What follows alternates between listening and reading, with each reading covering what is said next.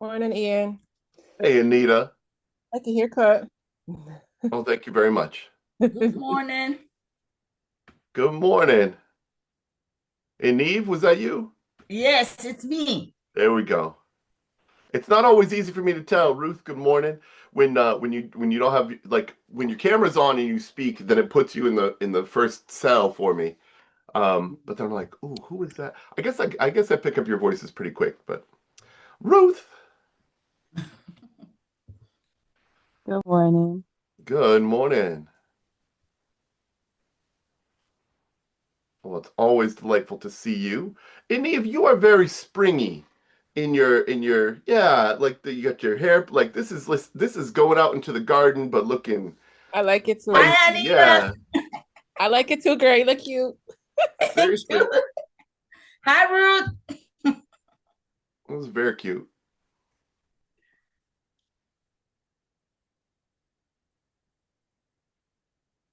And Anita, you know your glasses game. Ain't nobody touching your glasses game. No. I've been trying to mix it up because I don't got time to get ready in the morning with these kids. I be But tired. that's these are not my grandmother's glasses. That's all I'm saying. Nope, they're not. They are so you are so styling. Thank Nice and clear. Uh-huh. you. Blinging from the boca up. And the Miss Cat, you never know what she's gonna bring us. She's always looking lovely. Good morning. Good Good morning. morning. I miss you guys. Hey, Sylvia, welcome. I miss you when I don't have you. I was a little jealous of my friend Nat,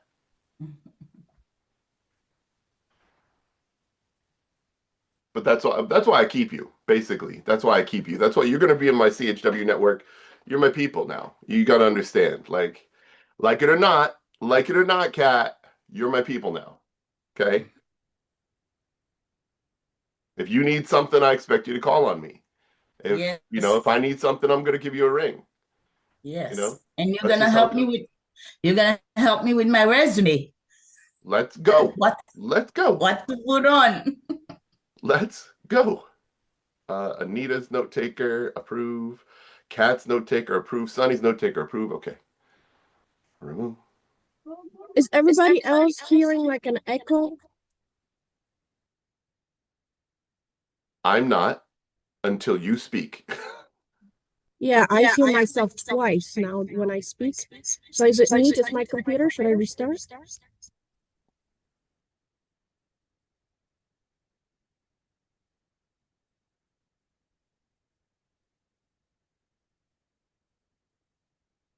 Okay. Oh, well. Sylvia, Sylvia, try again. Yeah, Sylvia was on here twice. Sylvia, can you hear us? You've got another window open.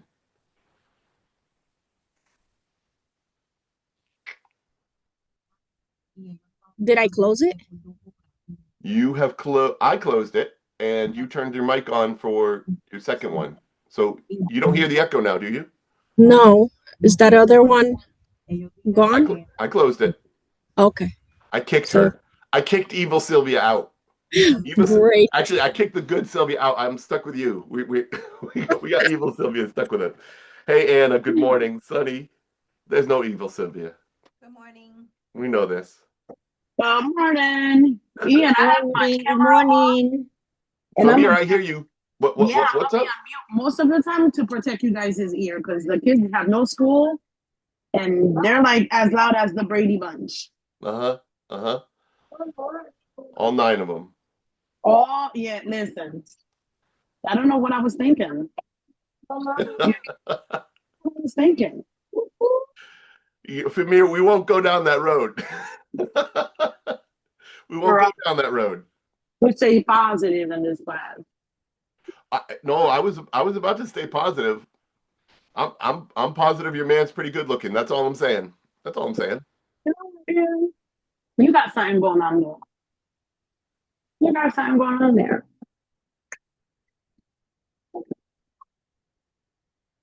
From I did not quite make out what you were saying. Are we in your AirPods? We are. I know we are. Yes. I'm confident. This same stuff happened to me with my AirPods. Can you hear me now? Yeah, that's so much better. For real. What did you say though? Because I know you're a wit. I want to hear it. Hello? Can you hear me now? I can hear you now. I don't know what's happening. I'm gonna put myself on mute, Ian. Let me mind my business. Okay. All right, Famir. We know you're here. We know you're here. That's what matters. We don't have everybody, but you know, sometimes that's how it goes on Tuesday. We as a point of interest, I am going to have to reschedule Thursday's class. We had a conflict, unavoidable. I cannot get Nat to cover. I don't have other folks who are available, and so we're just going to reschedule it. No big deal, but we don't have class on Thursday. Okay.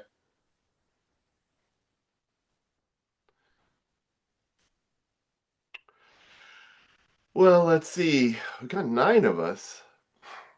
We got the 9 that matter, right? We got the 9 people that matter. This is just the truth. All right.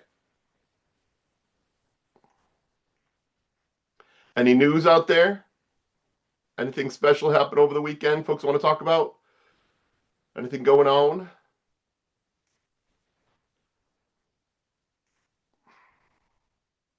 Nothing. Okay. I'm going to be testifying in front of the Appropriations Committee tomorrow at some point in the afternoon. That's how these testimony things go. They're like, hey, it runs from 2 to 8 p.m. Be ready. I'm like, okay. So I already recorded my thing. I put it out on TikTok, getting some feedback. I think it's pretty good. But if folks want to check it out, I'm happy to share it with them. And you know, it's just basically talking about how it's important that CHWs are funded, right? They already agreed to this. They already said, yes, CHW should be funded through Medicaid. They just need to implement it. And so making sure that work is available and steady paying for you all is a critical part of my work. So that's what we're doing. If you've got something to say, though, I encourage you to testify, make a testimony, speak in front of whatever committees you can, and make your voice heard. Hello, B, welcome.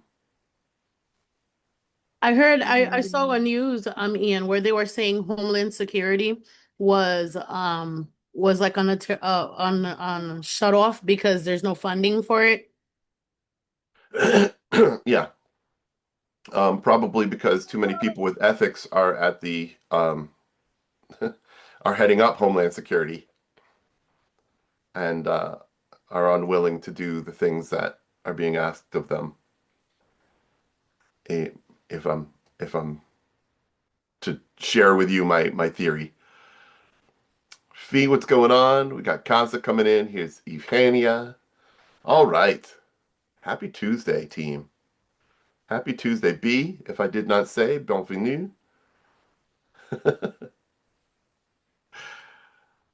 Where are we? Yeah, Homeland Security. It's hard, you know, news from this administration is just really hard to hear.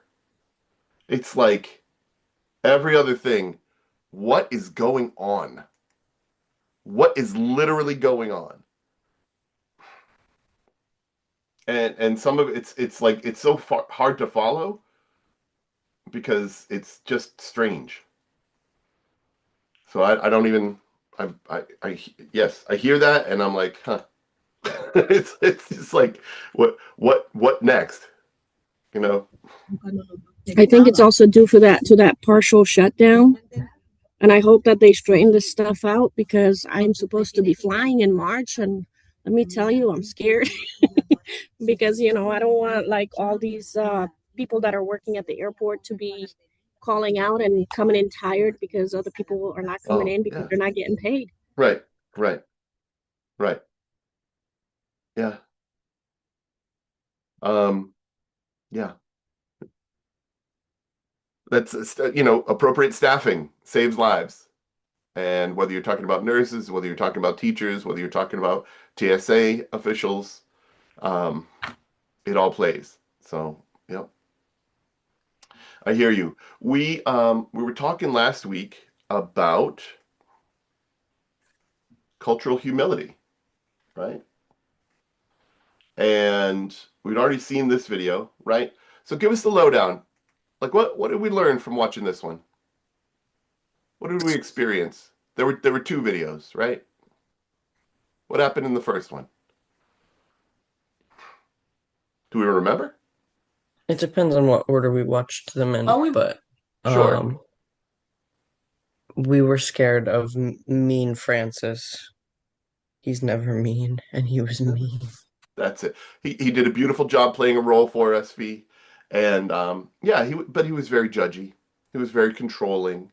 He was it was saying, "Oh, you didn't do the thing that we agreed upon you doing? Well, that's now I'm concerned." Right. And just really put this shame game on. But the real Francis, the true Francis, right? Heard her share that she had gone to her spiritual leader, right? I don't know if it was I don't think she identified a pastor, maybe. He said Anyway, it was the pastor. Yeah, she Yeah. said her pastor. right? And she felt as though she got what she needed from that, right? The Yeah. pastor was appropriately trained, did help her address her depression, and as Francis identified, right, this sort of intersectionality of spiritual crisis along with a mental health crisis, right, and how those things can be parallel or perhaps even the same. Yeah, right. But the way that someone lives their life is their business, True. and if we're doing the work of being culturally humble, right? Well, so what is humility to you guys? What is humility? Laquanda's talking. Humility is oh no, wait. I had a thing and then is it like vulnerableness kind of? Hmm. Let's work with that. So vulnerability. Okay. What else? Acceptance. Acceptance. An What are you acknowledgement. accepting? What are you accepting with humility? But in Kaza, your what were you saying? I was thinking an acknowledgement that we don't know everything. Yes. So for me and Kaza, mine is a little bit more in line with that, right? Humility is belief in a power and a presence, power and purpose beyond ourselves, right? And so if you believe in a higher power or if you believe in science, it doesn't matter. There are things that we don't understand. Yes. There are things that we are not meant to understand as we currently are in existence, right? That's just the truth of it. And so when we get in this place where I know everything, right? Then we can start to make judgment of people, but we don't ever know everything. And so when we're culturally humble, it's saying, oh, there are people who live their lives differently than I would prefer to live my life. And that's okay. Right? Because when it's not okay, that's when the humility is not there. Right? Oh, Kaza, I would never wear that thing on my head. I would never wear that band on my head because X and Y and Z. Right?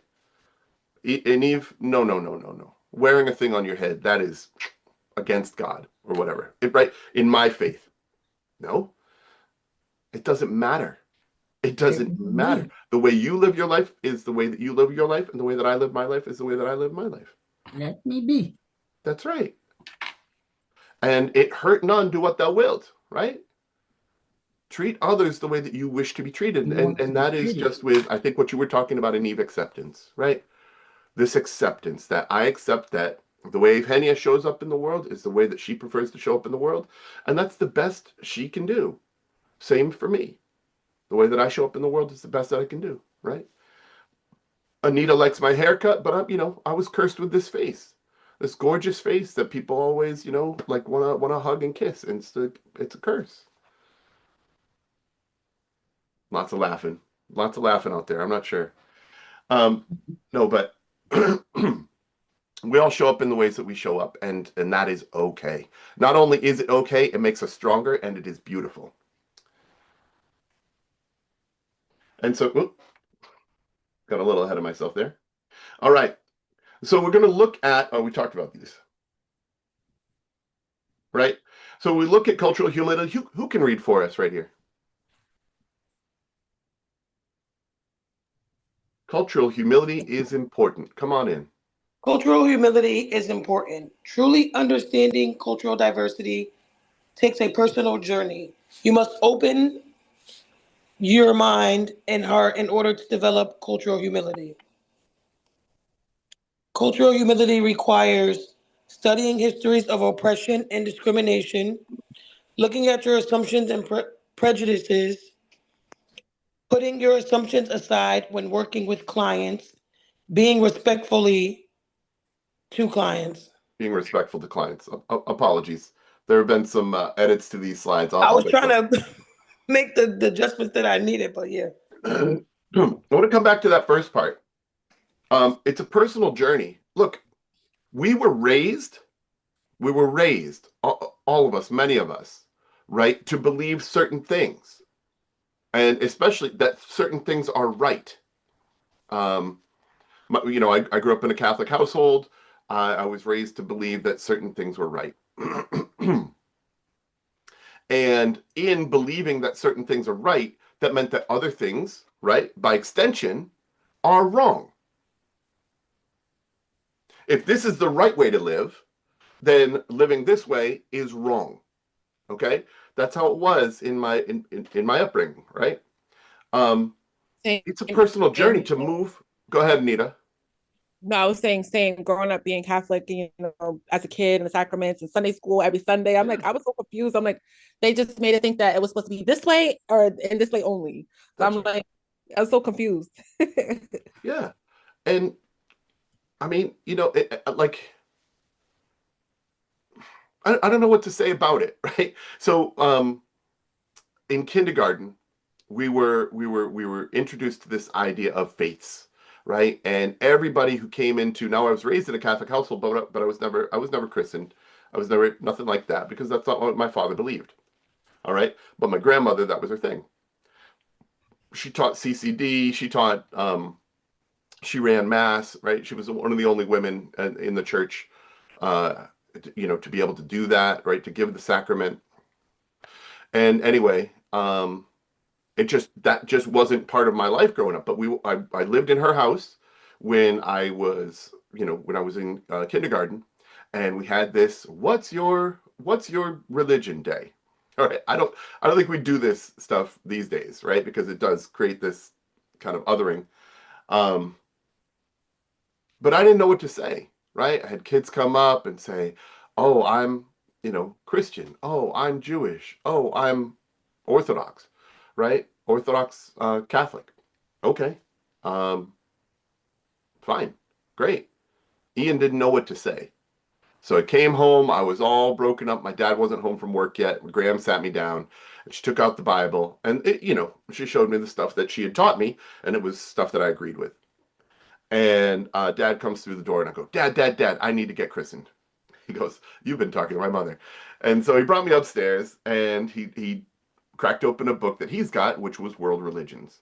And he's like, he talked about this one, and he talked about this one, and he said, well, which one do you, like, they're, what do you think? And I said, well, each one has good stuff. And I go, yeah. My dad goes, yeah.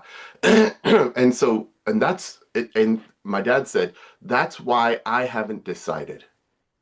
And so I think you haven't decided yet, and that just means you're agnostic. And so he empowered me with the word agnostic, and I went into school the next day, and I said, Mrs. Lipka, I can share my religion right now. I'm agnostic. That just means I'm figuring it out. And I felt, empowered with that. So it is a personal journey. And part of that personal journey is questioning our beliefs, because we can think to question everything except for our beliefs. And those we never think to question. But if you look back, where did your beliefs come from? And I love my parents. I love my grandmother. That doesn't mean I have to agree with them. So I'm not asking you to question your faith, but I am asking you to ask why we tend not to question our beliefs. Is it safer? Is it easier? Does it keep the world clean for us? Maybe, right? And what's right for you is right for you. That's the whole point. You must open your mind and heart in order to develop cultural humility, right? You know, just because someone does differently than you doesn't make them wrong. My kids are raised vegetarian, and they used to a couple of years ago. They were really bad about it, but they would see someone eating meat and they would kind of like shame them, like, oh, what are you doing? Don't you know that's an animal that had a face once, that walked the earth? Things like this. And I said, you know, and I talked to them about bio-uniqueness, and I talked to them about us having different needs. And, you know, and they don't do that now. They don't prefer to eat meat. Actually, some of them do, but one of my middle little likes fish, he's found. So, but that's just it, right? We're all on a journey of personal exploration, right? We open our mind by questioning, hey, is this thing that is true about me, does this always have to be true? Is this true because this is part of me? Is this true because it's just something I've never explored? And so, you know, if you really want to dive deep into your own understanding, I think it's important to understand the history, right? I think it's important to question and see behind the great white lie in order to understand racism in this country. Yeah, absolutely. I think it's important to show up for the people in your life and to make sure that there's room for more people in your life. And that's what these requirements are about. Does anyone have anything to add to this, this slide or the conversation about cultural humility? I'm going to talk more about it. And so we want you to talk about your individual capacities. All right. So in small groups, I'm going to break you up, and you're going to discuss the questions on the slide your group was assigned. All right. So we'll spend 20 minutes for this, but I believe all right. So let me see. I'll break you out, and that way I'll know which groups. Bing, bing, bing, bing, bing, bing. Okay. We're doing 9. So let's see. Aisha, Kat, Famir. All right. So you guys can see what room you are in, right? When you're inside your breakout rooms, you can see room 1, room 2, room 3. Yeah, I think it usually does say breaking out to room such and such. Okay. So if you are in an odd numbered room, right? Rooms 1, 3, 5, 7, 9. These are going to be your questions, and I'll paste them in there for you, right? But what types of clients do you think have difficulties in accessing health or social services? Why?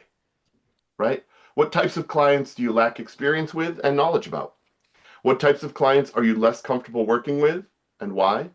How can you keep personal attitudes and feelings from influencing your work with diverse clients? And what can you do to acknowledge your stereotypes and prejudices? Okay? And so if you're feeling clever, you want to take a screenshot of that. That will simplify things. But it's on page 20 in your module. That's right. It's also right there. Thank you, Kat. And then if you are an even group, right, I want you to consider these questions. All right. So that's 2, 4, 6, 8. Is it okay to be uncomfortable at times with clients of a particular cultural identity, or does this make you an unskilled CHW? Number 2, is it okay to talk with your colleagues when you find that you are challenged in working with a client? Number 3, how can you learn to accept critical feedback about your work with diverse clients? Number 4, how aware are you of your perceptions of others, your attitudes and behaviors that might affect your ability to work and live in a culturally appropriate and sensitive manner? Okay. And so, Kat, can you give us that page number again? 20 and 21. 20 and 21, okay? So if you're in an even numbered group, work with these questions. And if you're in an odd numbered group, work with these ones. And we will pull back together in 20 minutes. Okay? All right, I'll come around and make sure everyone has their questions. See you all soon.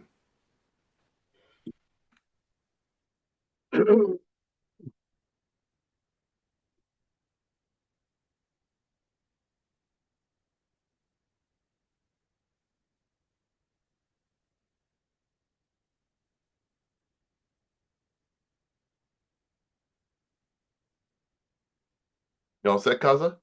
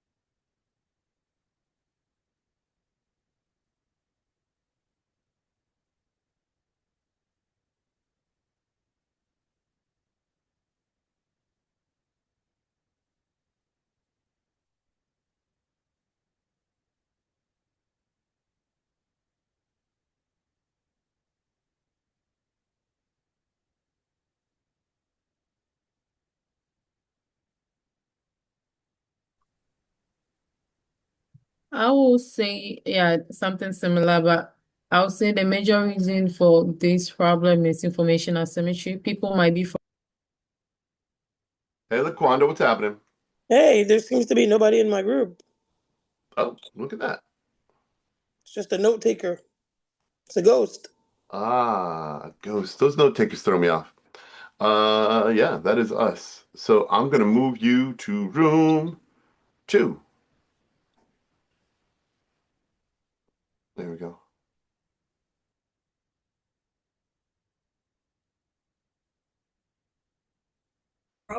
Oh, So cute. Landy, hi. Good morning. what's going on? What a You cutie. see the baby? Oh, yeah. Oh, yeah. What Lady brought page all is the this cuteness on, to us. Ian? 20 and 21. Oh, 20. Okay, I'm like looking at the wrong page. I was Yeah. on 28. I think yours are on 21, I think. Okay, okay. But I put them in the chat now, too. Thank you. Yep. Okay, Okay, so Right. is so it we kind okay of, to be yeah, go ahead. at times with clients of a particular cultural identity, or does this make you an unskilled CHW? How do you feel about that, Sylvia? I know you. So we started talking about that a little bit already. Okay. I think that because we come from such different backgrounds, it's feed. We're like on third question already, but we want to make sure we have the right ones. Yeah, yeah. So what's your third question? How can you learn to accept critical feedback? Yep. Yes? Yep.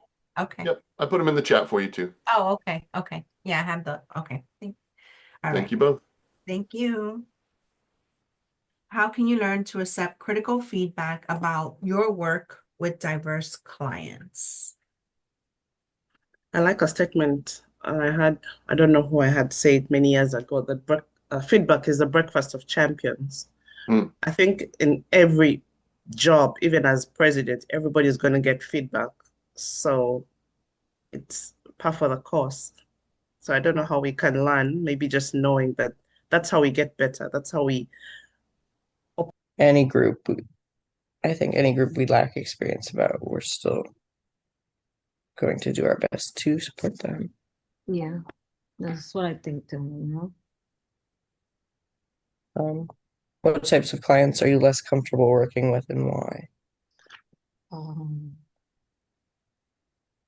Same thing. I mean, those the one that abuse substance. But could it be uncomfortable? Obviously. Hey. We was wondering which question do we do? Okay. Yeah. So you guys are room 5. So I put the odd questions in there. Okay. Oh, thank you. Got it now, Ruth? Cool. Yeah.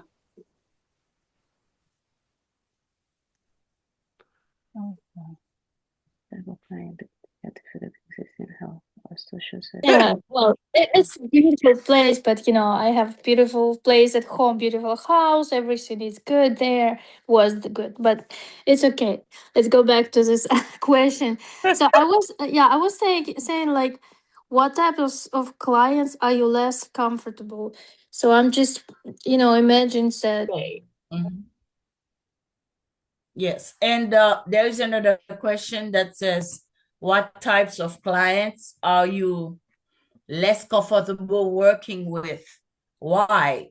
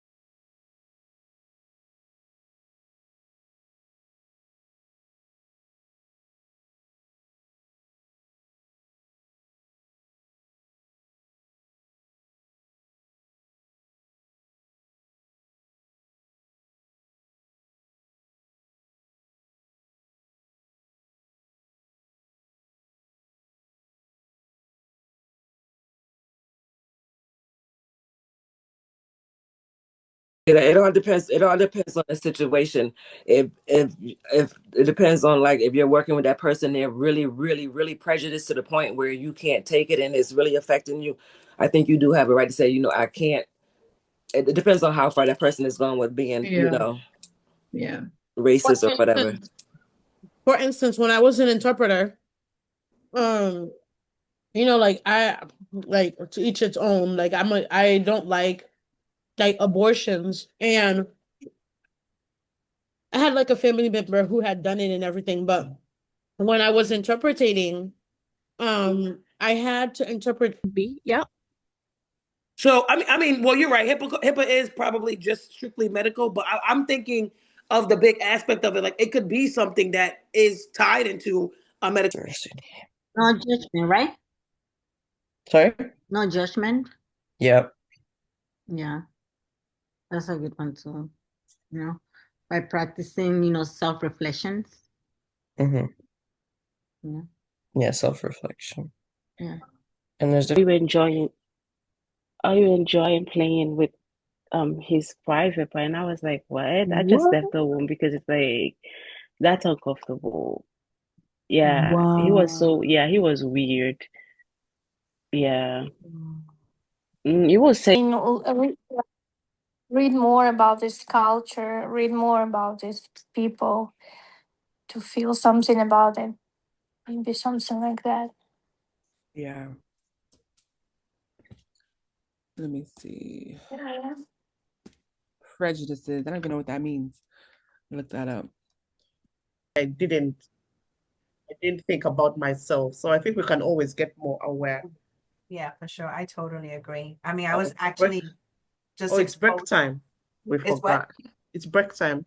Oh, okay. All right. Well, that was our last question. Break time? Yeah. Back Yeah. to them. Okay. See you soon. I had fun speaking with Me you. too. Likewise. All right. Well, you don't have to take a break now. I'm saying take a break when you're done, but okay. Well, I mean, finish the you were on story. the last question. And you had the story.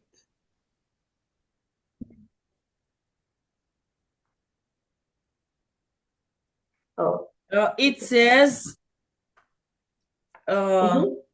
is it okay to be uncomfortable at time with clients of a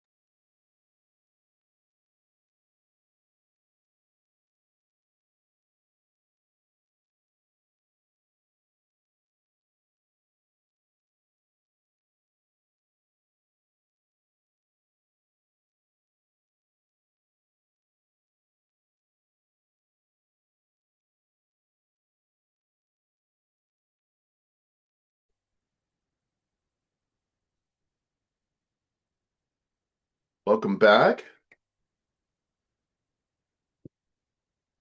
Welcome back. Welcome back. Welcome back. Who would like to tell us about the questions in the first list? How about this? Oh, let me share.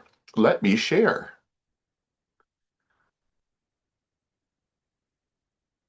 All right. There we go. We can work from this.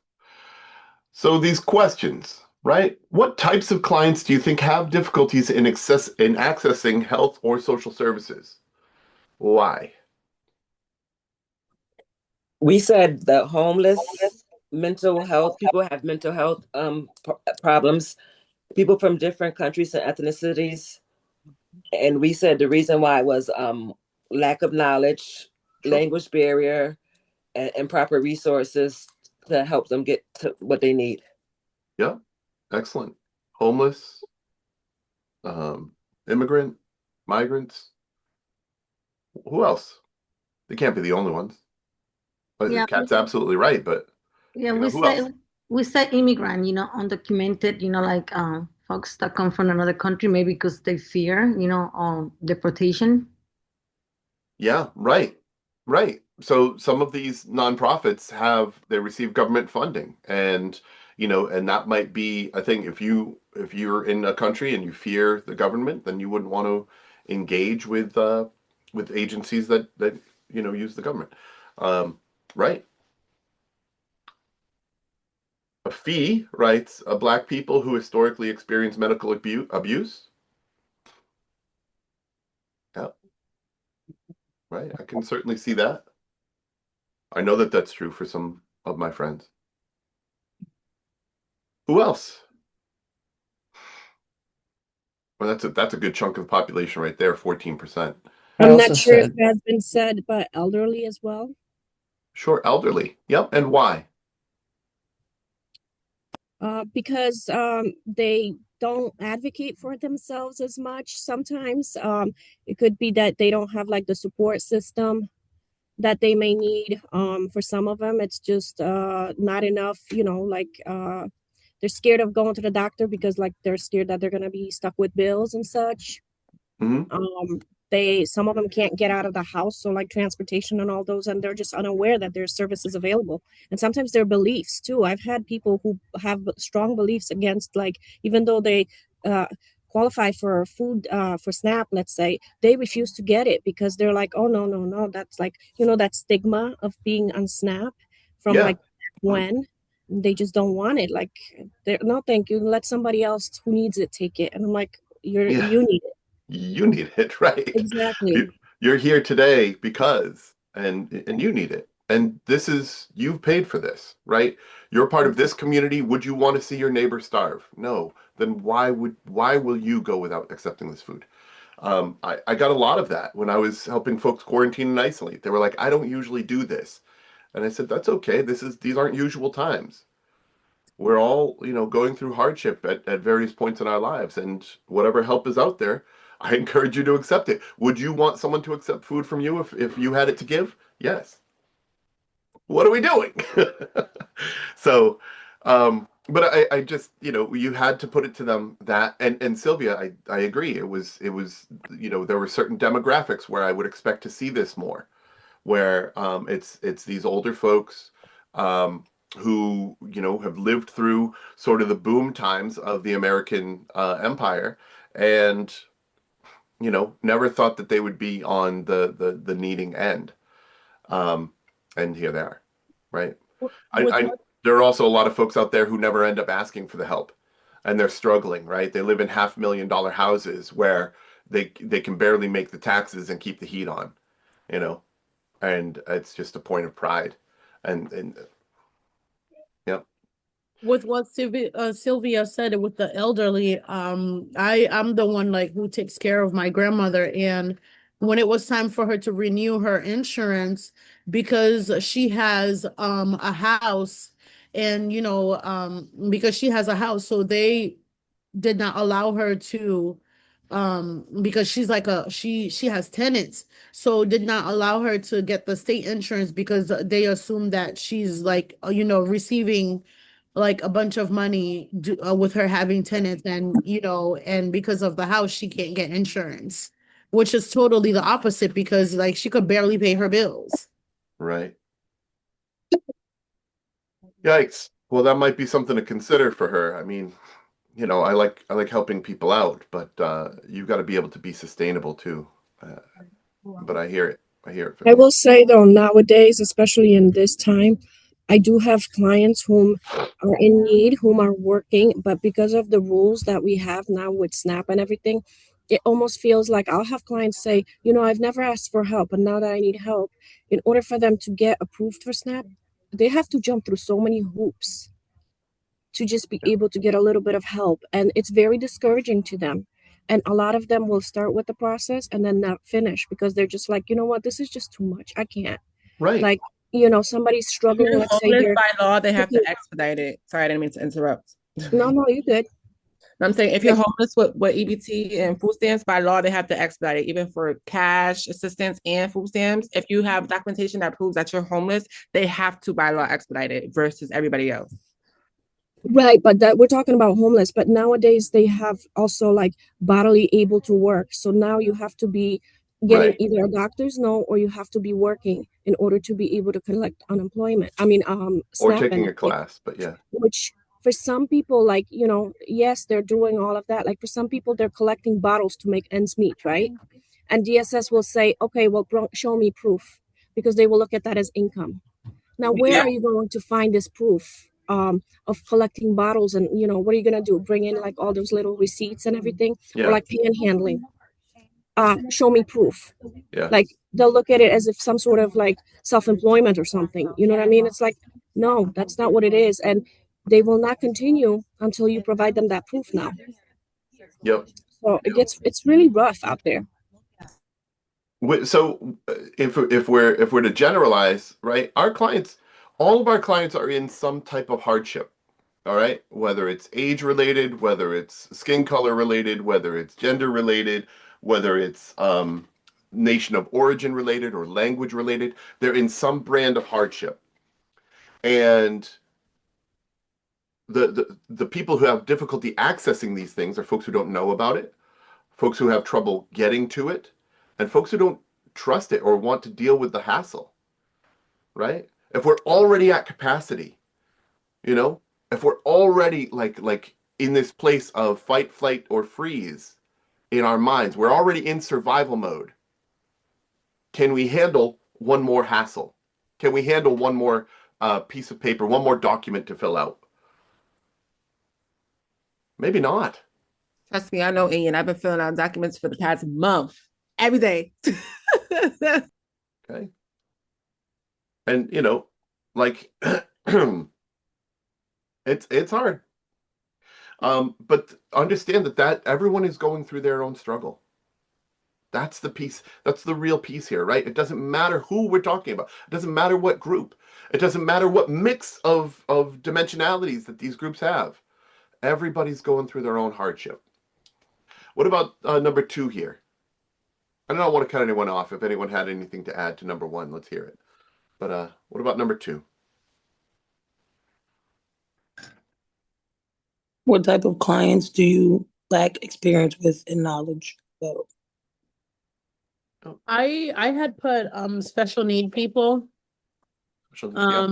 I really lack experience with them, and I was saying in my group, like it's not due to like me not being around them. I specifically it's like I just don't want to see like special need people. Like I was saying in the group, like even though I know there's a lot of them that strives like really well with the way that they are, but it's just like, through my heart, it's just like, wow, it's just you wish them not to be in that situation so bad that I kind of just push myself away from it.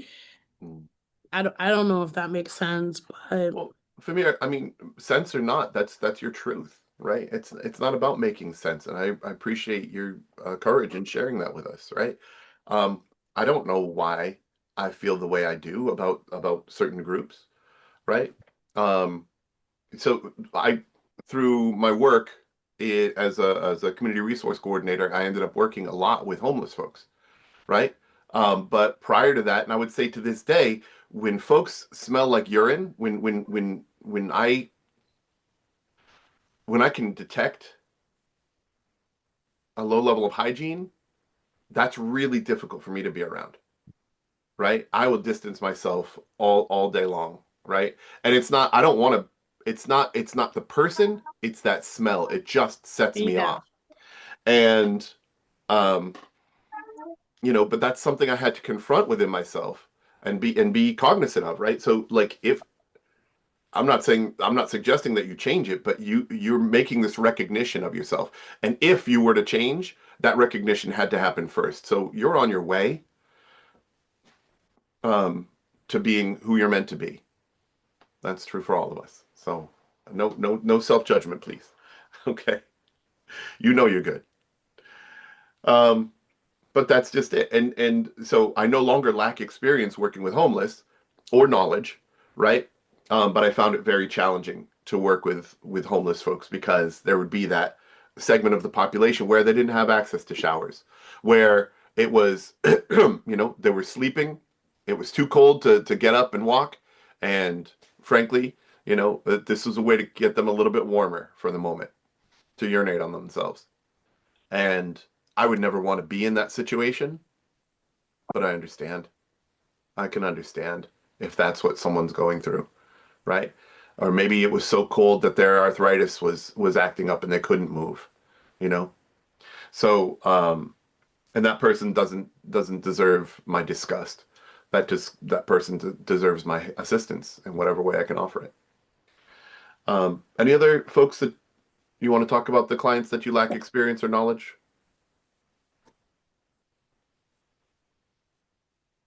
Right. And it's nothing to be shameful of, right?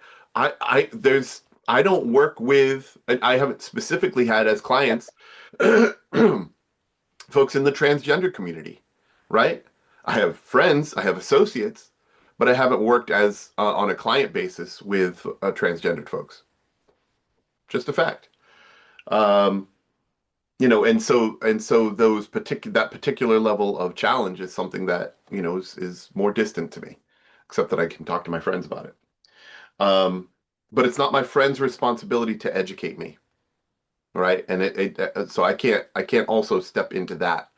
And it's important to build a level of trust, and a level of trust before engaging in conversations like that. Anyway, what types of clients are you less comfortable? Well, we were sort of conflating the two. Were there any other clients that you're less comfortable working with, and why? Anyone want to speak to that one? So for me, it's not really the types of clients that, you know, but like, you know, there's just certain, I guess, situations that when clients come in with, like, you know, let's say they're on the verge of being evicted. And so the lack of resources is what really makes it very difficult, because you're like, you're stuck, you're trying to help this person, but ultimately, you know that this person may be elderly or whatever, and they're going to be evicted and they're going to become homeless, and there's just so little that you can do. Like, there's just not enough resources out there. So that's like the place where I feel very uncomfortable, because taking on a client and just knowing that, you know, sure, I will give them like SNAP benefits or whatever else that they may qualify for, but ultimately, like, the housing crisis is so huge right now that, like, I know I can't prevent them from becoming homeless. Hi, how can I help you? Thank you, Sylvia, and I think that's very true, right? We can recognize that we might not be able to bring people all the way to, right, from homeless to housed, you know, sustainably housed, but we can bring them a part of the way. And even if that brick in the bridge to securely homed is having someone that I can share what my emotional experience with, someone to listen to me, someone to treat me like a human being, right? That is a step on the bridge towards dignity. And we need to step into that role. We need to feel that role as completely as we can. No, I cannot. There hasn't been a single client that I've been able to give them everything that I know and that they shared that they need. Not a single one, Sylvia. And so that's just the truth, right? but we get to live with the pride that we are doing our best. And we are connected to resources better than most folks out there. And so, you know, there have been a lot of success stories where I have handed off these folks and then they've come back around. This woman a couple years ago, I'm going to cry. She lived actually just a couple doors down because she was a caretaker. And she said, Ian, I rang the bell. Now, I had no idea what she meant. Ian, I rang the bell. And, you know, and she's this lovely, tall, black woman. And I hadn't seen her actually without her mask. But she knew me because we'd video chat. When I was connected her with resources, and she goes, Ian, I rang the bell. And I'm like, what do you mean? What do you mean? And sorry, remind me of your name. And she goes, oh, I'm so and so, and my cancer's in remission. And you helped me with that. You helped me get to here. And I was like dumbfounded. I didn't know what to say. And I'm like, well, I'm so happy. I'm so happy that that's what's happened for you. And she goes, yeah, my little girl's doing better too. Now that I remembered. She talked to me about her little girl and her little girl struggles. And I didn't help her all the way to where she was. No way. But at a critical moment, I was present in her life. That can be true for all of us. It is already true for all of us. We have been there for others. And that is all we can do. And that's a beautiful thing. So Sylvia, I feel you, right? But there's a point at which we need to detach from the outcome and connect to the human for our own survival. You know, if I were running around and trying to be Superman and just being like this, you know what, homelessness, I'm just going to build you a house and just, you know, just taking lumber and hammering it together and, you know, claiming a plot of land for myself, whatever, right? I'd get stopped real quick. And that would not be sustainable. All right. There is our role. There is what we can do. There's what we have the power to do. And that is what we must do. And that is all we must do. Any other things on types of clients you're less comfortable with? I put racist clients. Mm. I've had a client where I used to do PCA. I've had a client when I was pregnant with my first daughter, and I'm doing companionship, and the moment I go there, and her daughter was there, the moment I got inside of it, the mother was like, well, I don't want it. I don't want it. And the daughter is like, you know, like expressing her sorry to me, like her apologies to me and things like that. But you're in need of me. You're in need of me, but then you don't want it because of the skin of my color. Well, then you're just gonna go without the need. And apparently it's not the first time, because every time they send someone to her of color, she would say she doesn't want it. And then I'm like, well, she does not, I call the office, she does not want me there. And but she won't dare to tell the office, I do not want a person of color to be there, because she don't want to seem as racist, but she's completely racist. Cause I haven't even got inside the house. She just looked at me up and down, and then I don't want it.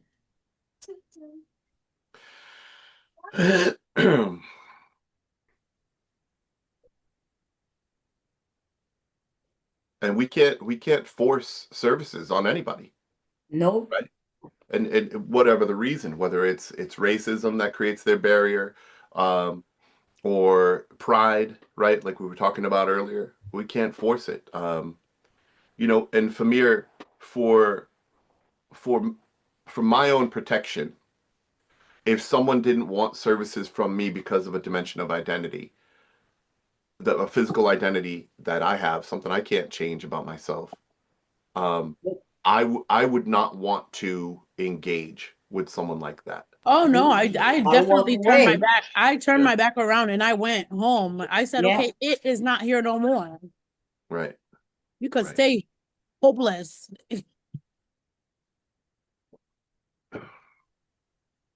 I think so. My eyes got open pretty wide when I read a book called White Fragility.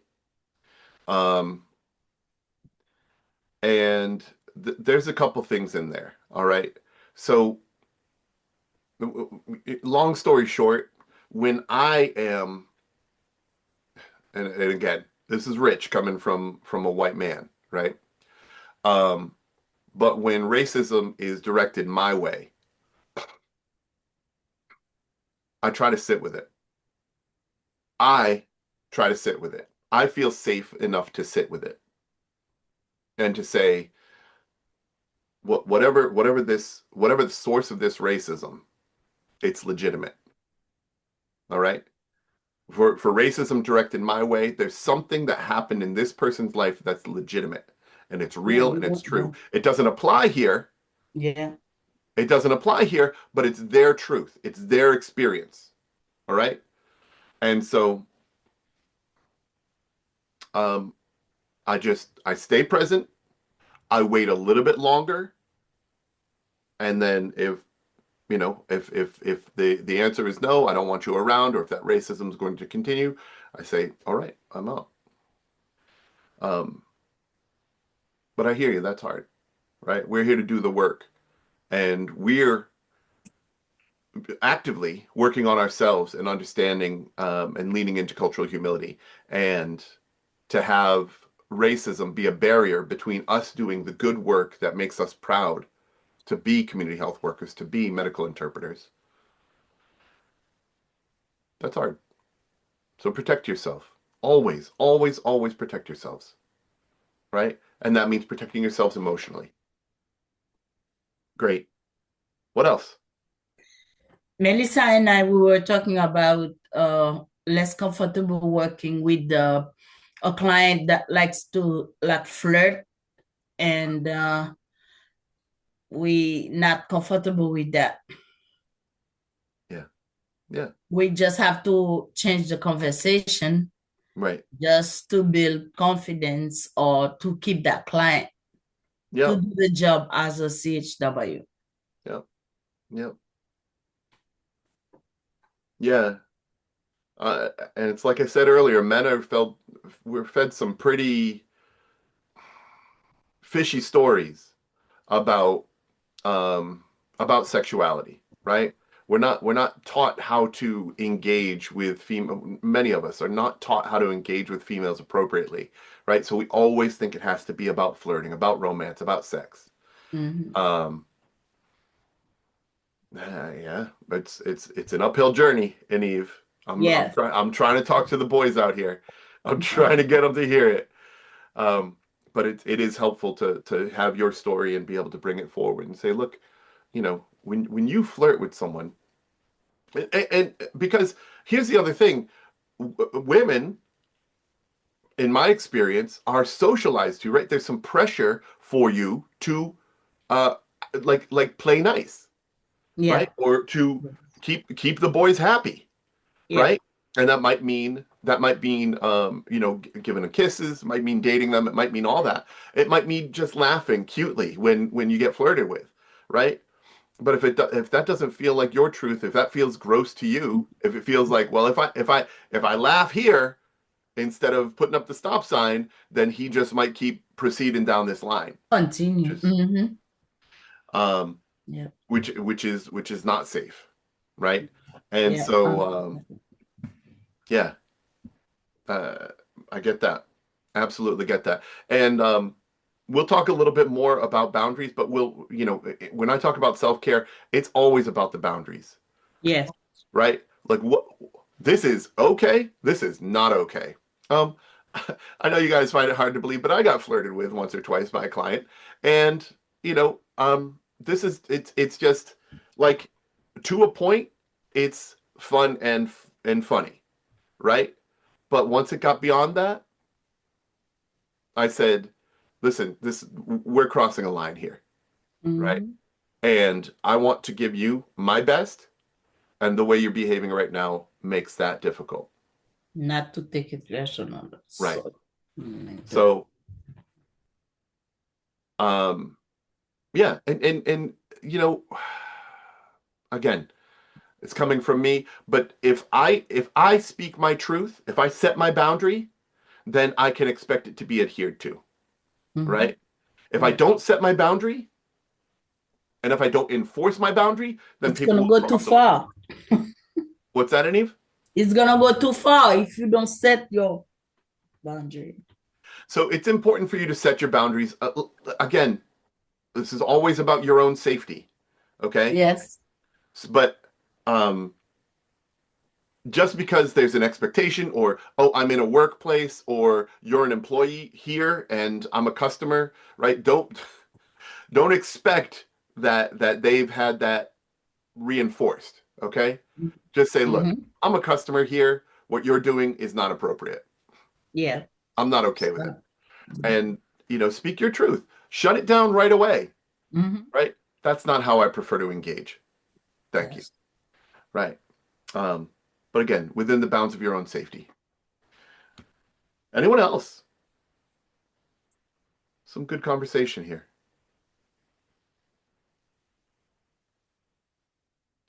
When I look out amongst you, right? All of you, with very few exceptions, identify as female. I see my daughter, and she's got two older brothers, and so we do a lot of conversation about set your boundaries, speak your voice, all this, right? But that will never not be the truth. Female to male dynamics have been messed up since we became civilized, right? There were very clear roles for people who had certain genetic, biology, right? Stronger, more muscular, taller, right? And for those who were smaller framed, able to bear young, right? We've evolved past that. We live in civilization now, right? It's not useful. It's not as useful or necessary as it once was for men to be stronger, right? For women to be weaker, for women not to work, right? There was a time when all of these things were useful. They're not useful anymore, right? But we still, for millennia, lived with women would stay home, men would go out and hunt and gather, right? For millennia, thousands and thousands of years. And so some of that biology still exists, right? It's still present in our minds. It's still present in the way that we live in this world and show up, okay? But we need to be cognizant of that, right? And so if someone is pushing up against your boundary, if someone is trying to put you in a box, if someone is trying to keep, you from being truly who you are, remind them that you have a voice. Remind them that you have just as much value and say as they do, if they seem to be forgetting. Hope that's helpful. And when I talk to you, I'm thinking about what I'll say to my daughter. How can you keep personal attitudes and feelings from influencing your work with diverse clients? Woo.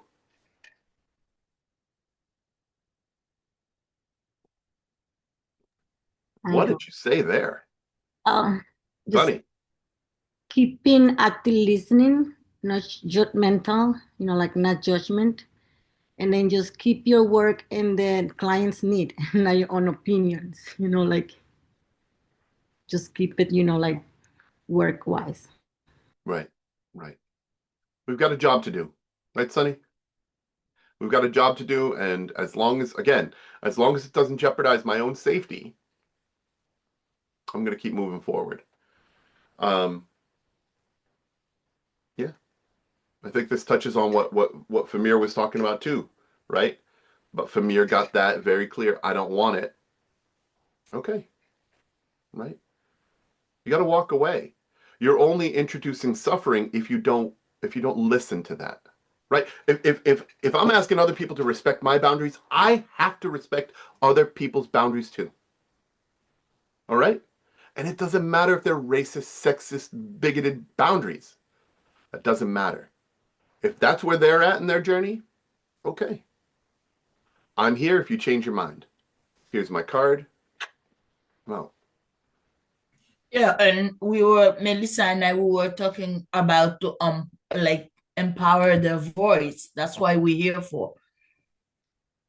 Yep. Professional ethic. Etiquette, yep. Yep. Thank you, Neve. Anything else? Personal attitudes, feelings? How do you set that stuff aside? How do you do that?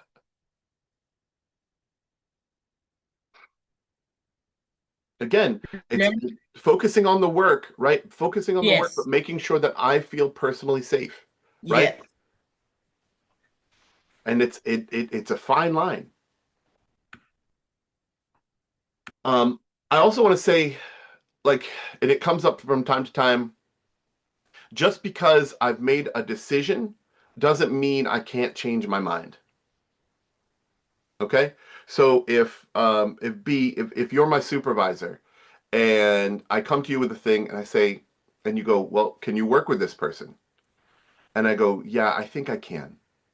And then I go and I work with them and I find out, I learn more, right? And it just becomes more toxic. It becomes more problematic. They keep crossing boundaries, right? Just because I said to you initially in that initial conversation, yes, I think I can work with them, it doesn't mean that I can't come back to you later and say, you know what, B, I have tried. I've put the effort in. This person, it's not going to work. I cannot serve this person. All right? That is always available to you. That's always available to you. And now your supervisor might want to know why, right? They might want to understand it. Which because what are they trying to defend? The work, right? We've got important work to do, and they want to make sure that that's happening. So do your best to explain. It no longer feels safe for me to work with this client,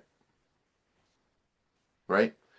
And you got to speak your truth. You got to maintain your boundaries, because if you let your boundary be crossed once, you're going to let your boundary be crossed again. All right, it's very likely that you'll let your boundary be crossed again. And then, is it really a boundary? Okay. And thank you, B, for your excellent supervision. Anything else about personal attitudes and feelings? Okay. And what can you do to acknowledge your stereotypes and prejudices? What do you think there? We said self-reflect, educate yourself, practice active listening, and identify your own personal implicit biases. I like that, Kat. That's really good. That's really good language. Kaza, where are you? I think Kaza said something that I caught as I was coming through the breakout rooms, which is great. Yeah, I can't have my video on, okay, but I'm here. Very good. Can you talk? Can you share that quote about feedback? Oh, something I had long ago, that feedback is the breakfast of champions. Feedback is the breakfast of champions. Go ahead, Kaza. Yeah. Yes. Because that's how we all get better. We all get better when we're given feedback about what we're doing well, what we can do to improve. Everybody from what one might consider the lowliest job to the president needs to be able to take feedback, because that's how we get better. That's how we learn. That's how we access parts of our brains that perhaps we haven't been using. So, Kaza, your audio is a little tough to understand, but I appreciate where you're coming from there. So I'll just restate it if I may. And Kaza's talking about, whether you sweep floors or you're the president, you need to be able to accept feedback in order to improve, right? Now, each of us, and I believe this fully, each of us is living our lives in a way that we believe, right? That we believe is correct. Okay? but we're only seeing our lives from our own perspectives until we accept feedback. You understand? Right? And that feedback is from everyone else around us. So when I ask you to give me feedback about class, right? What did you think about this topic? What all is out there? When I ask you to give each other glows and grows, okay? Those glows will feel nice in the moment. Those grows will help you feel better in the future, right? More confident about what you're doing because you've gotten validation that the work that you put in now is valuable to somebody else. That's what feedback is, okay? Sunny writes, seek for supervision and continue learning to training. Right. It's that commitment to be better incrementally, right? To continue working on what are my presentation skills? What are my public speaking skills, right? How do I interface with people? How do I work? You know, how do I be more attentive of the time? All of these things, if they're important skills for what you do, hearing feedback on how you can develop those skills, right? Seeking the learning from others is our work. And so in acknowledging stereotypes and prejudices, right? I've got to, if one of you said, you know, the way that you spoke to this person was really off base and it sounds like you have, you know, it sounded sexist the way you said X and Y and Z, right? I got to be able to take that in. I got to be able to hear that, right? Oh, what was it? No, I'm not trying to be sexist. I'm not trying to other in any way, right? But what it was and what it came across in a way that I didn't intend. But that's because I'm only operating within my own lens. I'm only operating within my own frame. And in order to especially address stereotypes and prejudices, I need to be able to operate from other frames. I need to be able to hear what other people have to say about what they see me doing. And that requires humility. Any other thoughts around that? Okay. And what about these questions over here? Right? Is it okay to be uncomfortable at times with clients of a particular cultural identity? Or does this make you an unskilled CHW?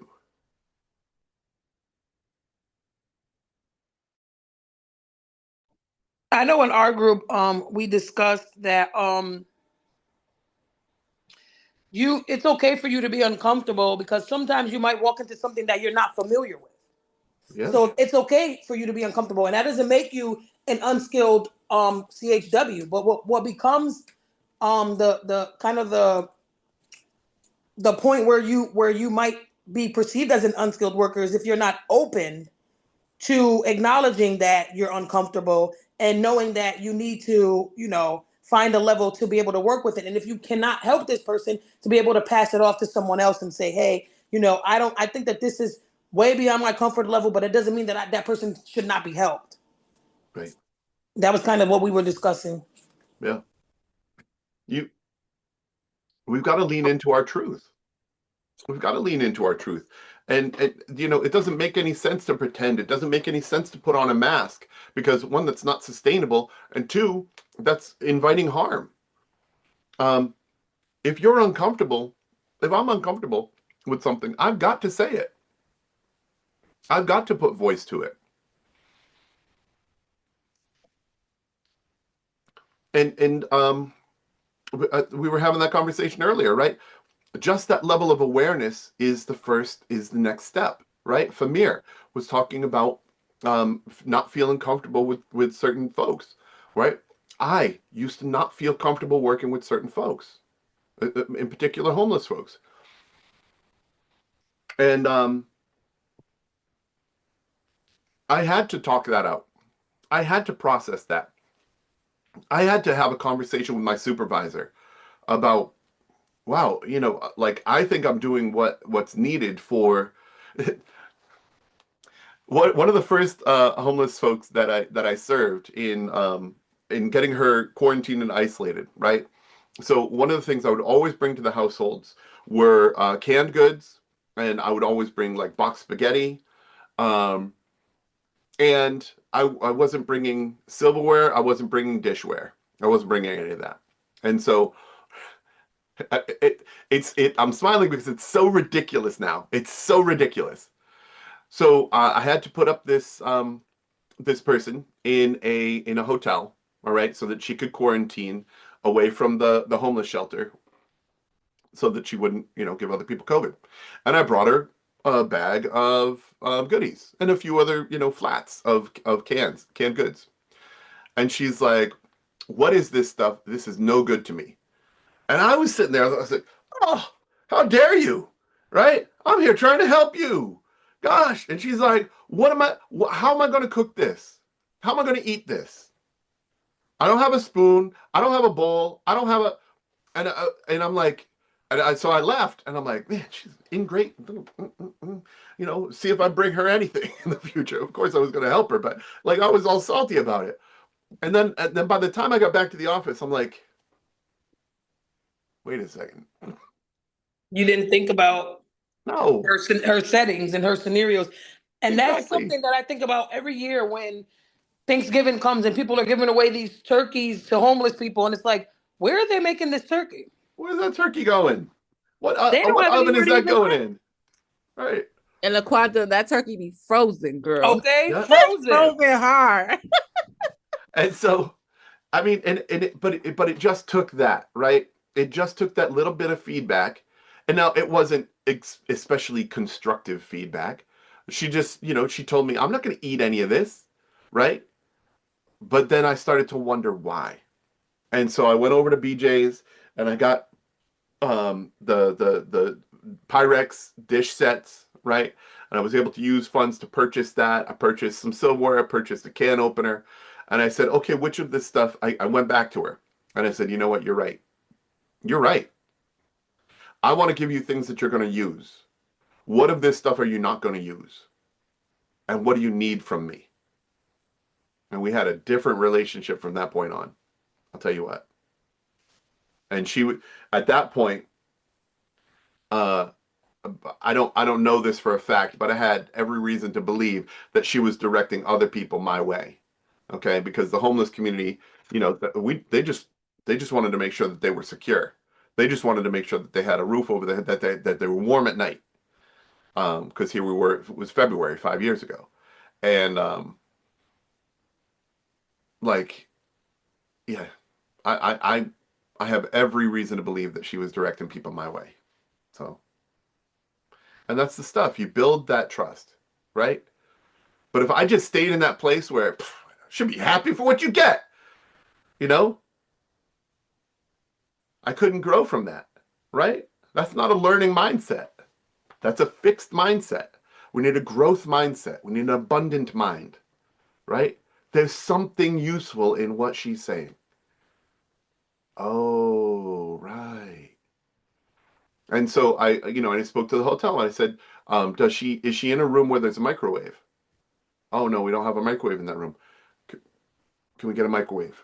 All right. I'm providing her with food. She's going to quarantine and isolate. But she needs something she can warm up the food. Oh, yeah. Okay. Right. So that's the stuff.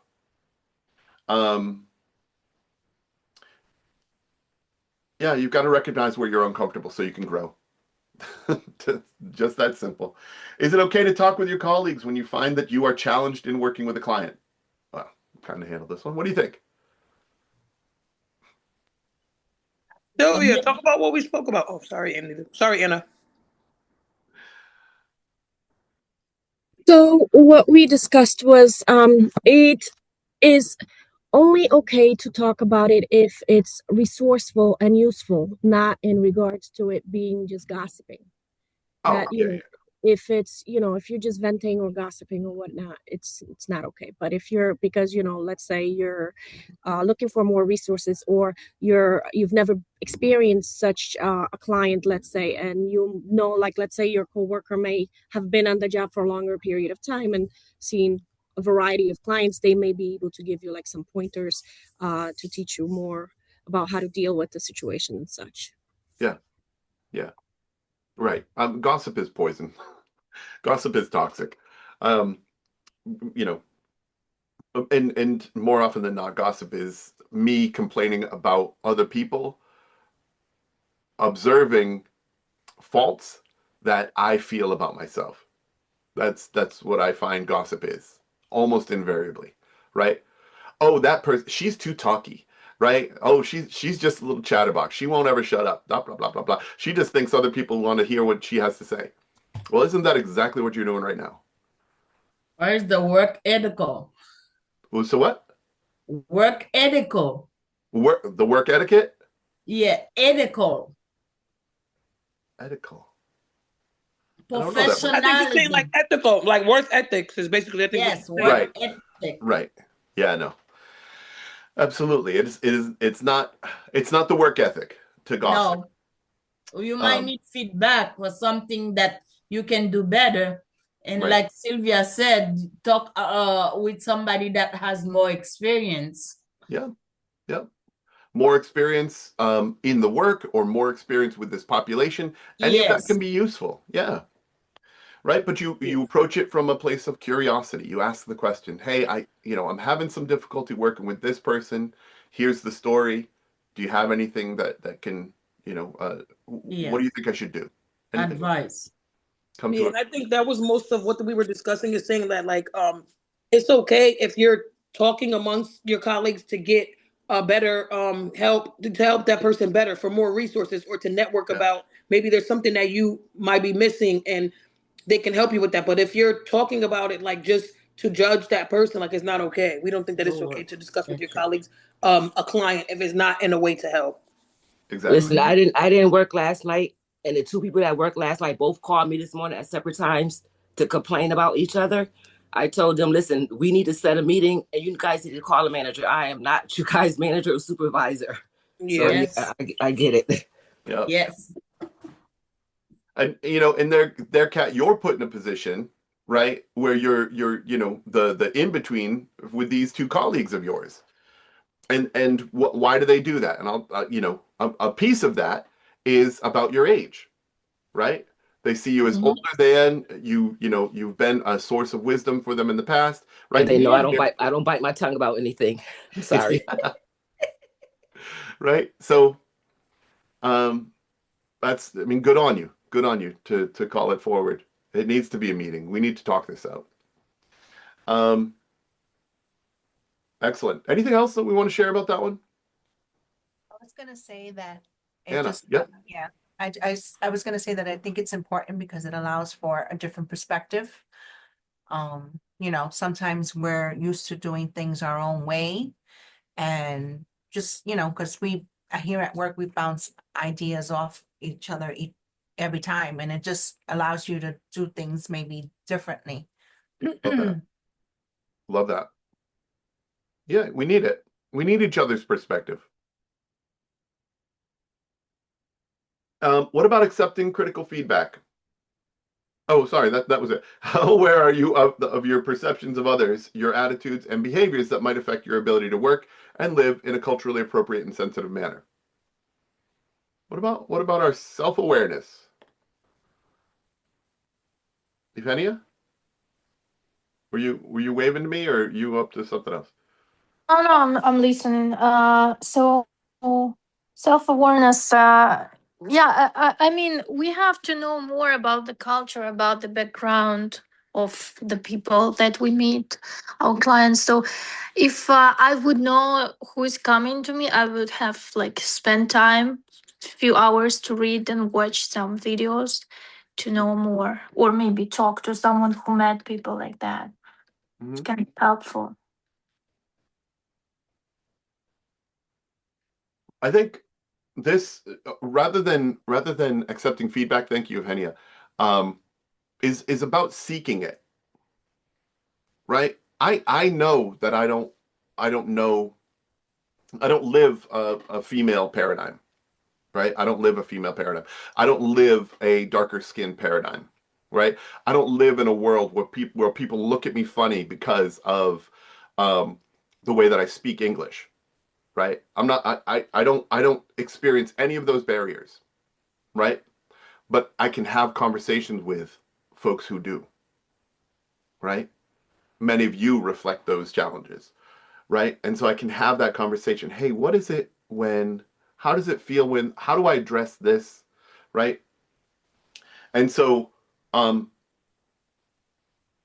outside of feedback, right, that's directed to me, I can also pull it. Hey, Sonny, what do you think about the way that I engage with, right, this thing? Fee, what do you see when I'm talking about this? Is this come across, right? Does it seem like I'm, am I getting the message across the best way that I can? And just being open, right, actively seeking the insight, the perspective that I can't get natively, right? I can't look through Kat's eyes. I'm not Kat, right? But the best that I can do is come to Kat and say, Kat, could you give me some feedback? Could you talk to me about how I come across when I say this X, Y, and Z, right? Or if I'm going to work with someone like this, when I'm going to work with this client, what should I look out for? Things like that. But we need others. We need others in order to see from someone else's eyes, right? We need the perspectives of others in order to grow in that way. All right? Because I don't know, I fully believe this, right? Folks don't move through the earth thinking, I'm doing this wrong, but I'm going to do it anyway, right? They move forward because their behavior has been rewarded in the past, right? And that doesn't mean it's right. It just means it was rewarded or it wasn't discouraged in the past. I'm talking about those guys who flirt with you, right? Those clients who might flirt with you. Maybe that's gotten them somewhere, right? Maybe that's fun for them. Maybe they thought it was fun for you, right? But you're not who they dealt with in the past. Anyway, right. Any other thoughts around this one? So, Aisha, yeah. yeah. So I was in a scenario, I was leading a group of people, right? And then I thought everything was going on well, we were having fun and all that. Then one day, one of them who I built like kind of personal relationship with came close to me and she shared that I'm not happy with this because I feel like you're treating me this way and all that. And all this while I was thinking, oh, I've been doing good because you're doing great and all that. So it was a little bit shock to me because all this I wasn't taking feedback and everything. So I built a system like taking feedback from the people but making it anonymous so that I won't get to know who is this, who is that. And apparently majority of people share the same feeling and all this why I didn't know about it and I thought I was doing this and all that. So I had to take that feedback and implement it. But in my mind, I thought it was okay because I think it was a cultural difference. For my background, I think this thing is okay, but for them, it wasn't okay. So right, getting that feedback and being able to, and also being able to empathize because I feel like if I'm the one feeling that way, I won't be comfortable. So I try to make it anonymous because if I'm the one telling you and you get to know my name and you might not treat me well, so I empathize and also try to implement both ways. I don't know what I'm saying, but yeah, that's how I went about it. Yeah. No, you're right on, Aisha. That's great. I love that, right? You opened yourself up to the feedback. You got some feedback that you were off base. You said you opened it up. This is anonymous. I won't know what your thought, who said what. And it came back that there were more than one person, several people, the majority you said, felt the same way, right? So now you had some feedback that you could grow from. You had to grow. Excellent. Anything else, folks? My story is, Ian, I used to go from 0 to 1,000 real quick until my daughter started acting like me. Like we'd be in the store and I had no patience until I started seeing them act like me and they would be like, Mom, I'm about to have a catitude. They didn't say attitude, they would call it a catitude. And until I seen them start acting like me, it made me dial back how I was acting around them. We would be in the store and something would happen. They would wait for me to act out and everything, and I'll woosah and everything, and they'd be like, "Ma, like I'm surprised you didn't." So by me seeing them acting like that, it made me dial back a lot. Kat, that's so true. Yeah. That's so true. My oldest, he's so quick to anger. Guess where that came from, right? And I can see that. And in seeing that, right, because it's outside of me, I can see that. I go, ooh, now I get to be introspective. I get to look inside this guy and say, where is that anger coming from? Like, why is that expression of anger so? Why does he need to be so controlling, right? And maybe it's from me, maybe it's from somebody else, but I got to own at least my piece, you know. And that feedback, the kids are never. Behavior is not taught; it is caught. Behavior is not taught; it is caught, right? Kids act the way their parents act, the way the adults in their lives act. Well, that's just truth. Kellen's holding up a big old mirror to me, saying, "This is what you have taught me. This is how you have taught me to behave." Huh. And that can be a real bitter pill to swallow, right? But that's our journey. Thank you, Kat. Thank you for bringing that up. Okay? Anyone else? All right. It's a journey, right? It requires dedication. It requires humility. It requires courage. It requires curiosity. I wanted to share. Go ahead, Casa. When Anna and I were speaking, we both had done a bunch of the implicit bias tests, and we both expressed how surprised we were by some of the results. So I'm like, oh, I'm a really nice person. And then you're like, wait, I'm biased? And then I did the test like 3 times because there are things that we're not actively aware of. So I think we all have biases, and I would encourage everyone to do as many of those tests as you can, because there's things that when we don't know because of the way we grew up, things we had as we grew up, and so we're not even aware that perhaps I gave an example of growing up hearing that white people's food is bland. And so I would just turn down invites. It's like, oh no, I've heard about this. It's going to be a bland dinner. So what about I cook? Or what about we meet at a restaurant? Or why don't I bring a dish even though I've been invited to dinner at a friend's house? I'll be like, oh, I'll bring something, you know? So there's a lot of things that we perhaps are not even aware of, but we picked up along the way. Great. Thank you, Casa. That's I love that. Keep it coming, please. So let's see, Anna, let's have you read, if you would. Defining Wait, I'm sorry.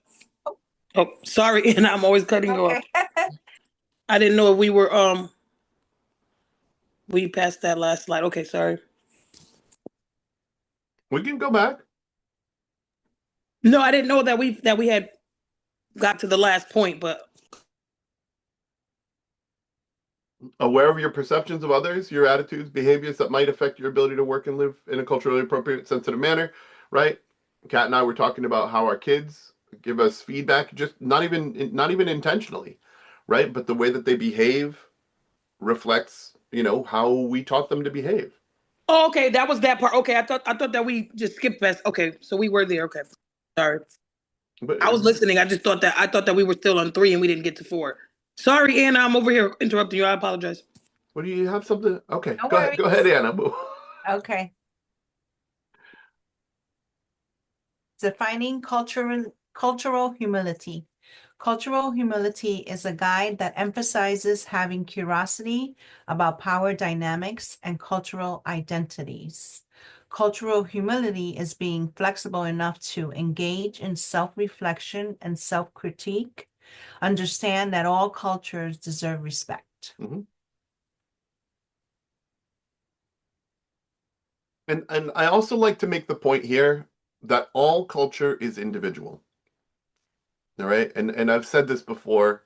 I think I've gotten some nods out of some of you, right?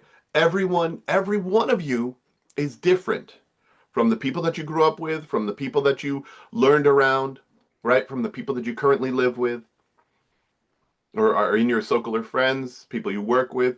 You're unique. You're unique. You're unique. And the way that you are is not necessarily the way that everyone else maybe, who has dimensions of identity that align with yours is. You are unique, right? And so if we bear that in mind, that we each have our unique culture, we can just be curious about that, right?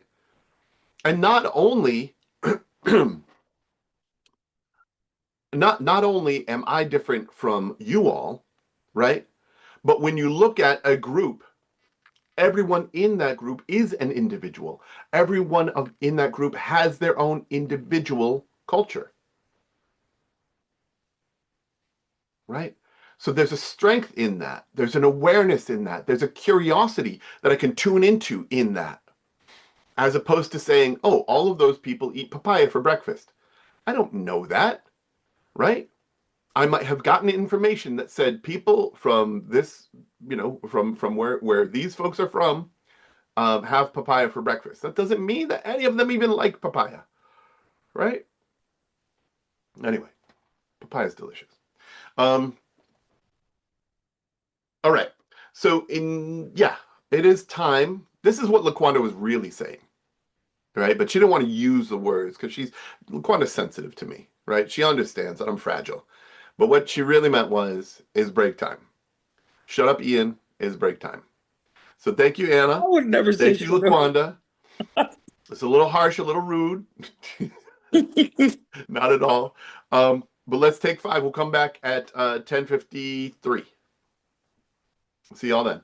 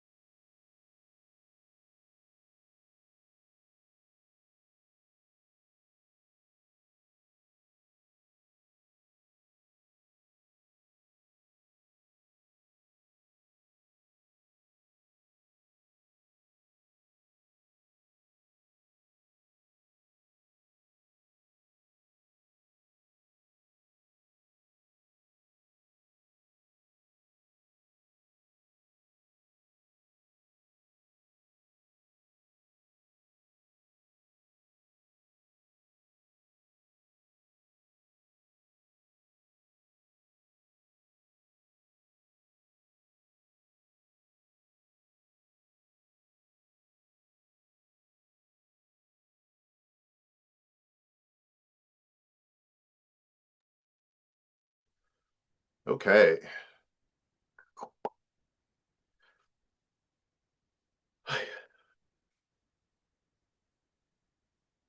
Fee, would you mind reading Defining Cultural Humility for us? Not at all. All right. Admit when you don't know the culture or social context of clients. Use resources that broaden understanding of cultures in the communities you serve. Recognize that the client is the expert of his or her own culture, values, and beliefs. Put assumptions aside when working with clients. Ask clients to share their own experiences, knowledge, and resources so that you can support their health and well-being. Yep. And so, you know, for my money, right, the admit piece, that's the humility, really. You know, I don't know it all. And being able to say that, right, it can be humbling, I guess. But that's also empowering, right? It also lets me out of the box of the knower so that I can just ask the questions, right? And get to the bottom and be curious, right? Of course, I'm going to be resourceful, right? Who's around me? Who do I know? What perspectives can I gain from the people around me or the resources that are available to me? That recognition, right? And the recognition of all culture is individual. Everyone is different. Putting assumptions aside when working with clients, I mean, I just think that that's always useful. You know, nothing about our external, not nothing, right? But the information that's given off by our external presence, right, by the way that we're seen, is incomplete information, right? I don't know everything about Anna just by looking at her. I don't. And so, you know, in recognizing that truth, I can then be curious, right? And, you know, within the bounds of the relationship. Great. Any comments or questions around here defining cultural humility? All right, Fee, who do we hear from next? Oh, we have an activity. Who'd like to read the activity for us? Oh, sorry, I turned off my video and not my mute. B can select, or B can read. B, would you read for us?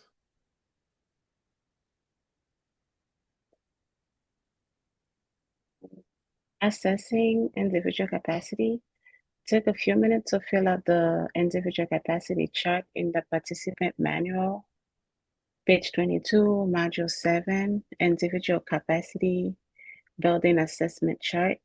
Share your chart in small groups. Highlight what you learned by doing the chart. Discuss how the activity is relevant to working with clients to build capacity.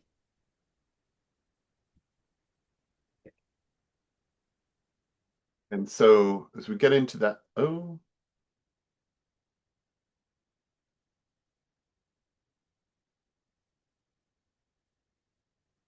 I think I'm missing a page here. I am missing a page, and this is, oh, wait a second. Well, thank you for reading that, B. I'll get back to you guys with that assignment. We are into Module 7. Okay? So we're going to be talking about client-centered behavior change, and we'll get into motivational interviewing, which is excellent. I just want to see. Oh, okay. Huh. That's Come weird. here, two bowls. What's that? Oh, sorry, I was talking to my son. Let me take my mic off. All right.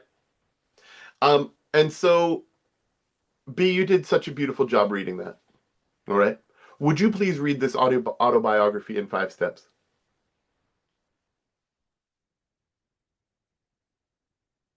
Autobiography in 5 short steps. I walk down the street. There is a deep hole in the sidewalk. I fall in. I am lost. I am helpless. It isn't my fault. It takes forever to find a way out.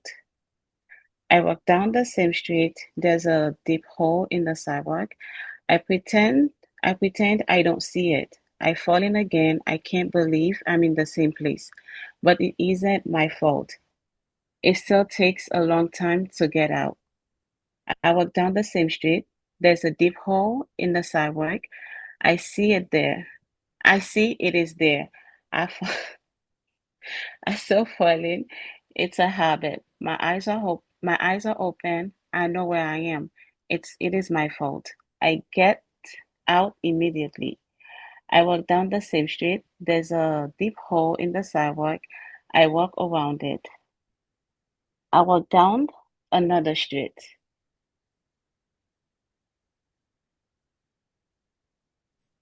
What is this autobiography saying? Not just B, but certainly I want to hear from you.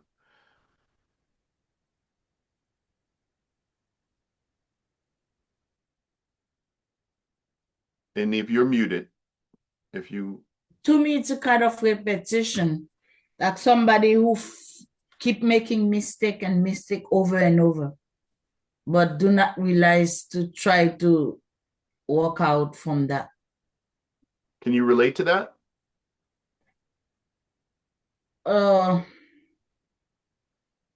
I can relate to the person, like somebody who's having a job and keep making mistake and get fired, switch job all the time, but not being stable. Don't feel all the pain, not being aware of the consequences, keep doing the same thing. That's how I see it. Does this person keep doing the same thing? Now, they do the same thing a few times. The sidewalk, she keep on falling and going the same way. 4 times down the same street. Yes. How many times did she fall in? Again and again. Right, but only 3 times. 3 times, right? You know? And so she learned something because the outcome was different. She did something different. Come to the fourth step, right? She's walking down the street. There's a deep hole in the sidewalk. She walks around it. You see?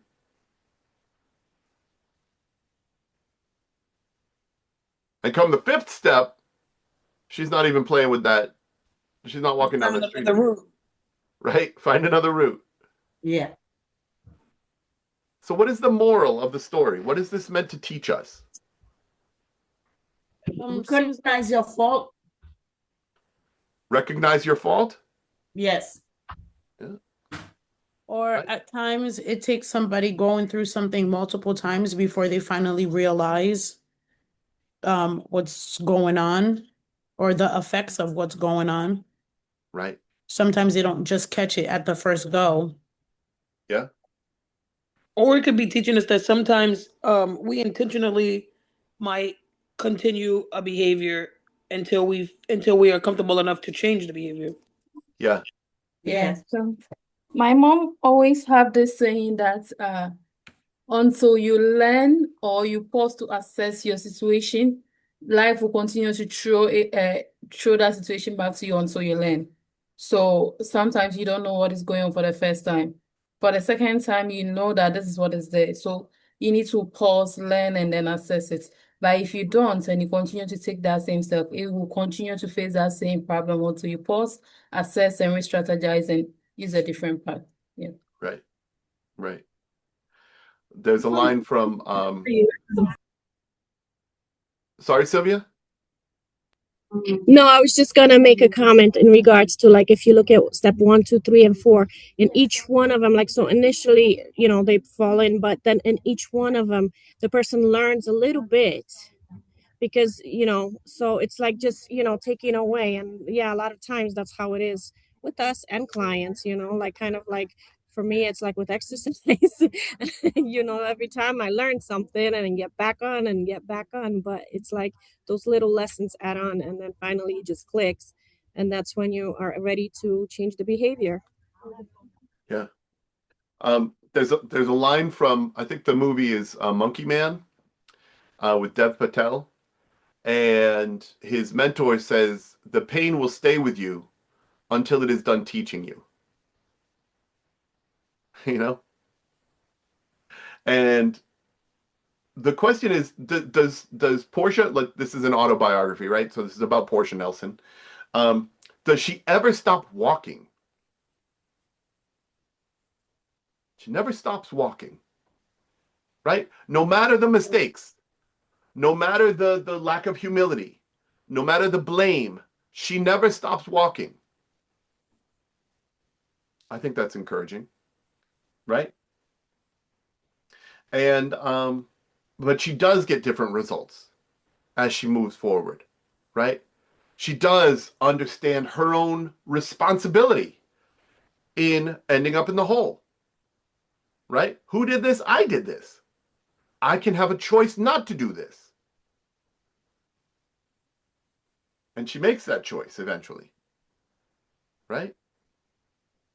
Great. Anything else that we're learning from the autobiography here? I'll also say it also teaches you that life is about learning. So be open-minded, always be open to learn. It's a learning opportunity. You don't need to be in a classroom, but there's always a room to learn something new. Yeah. Right. It's plenty to learn.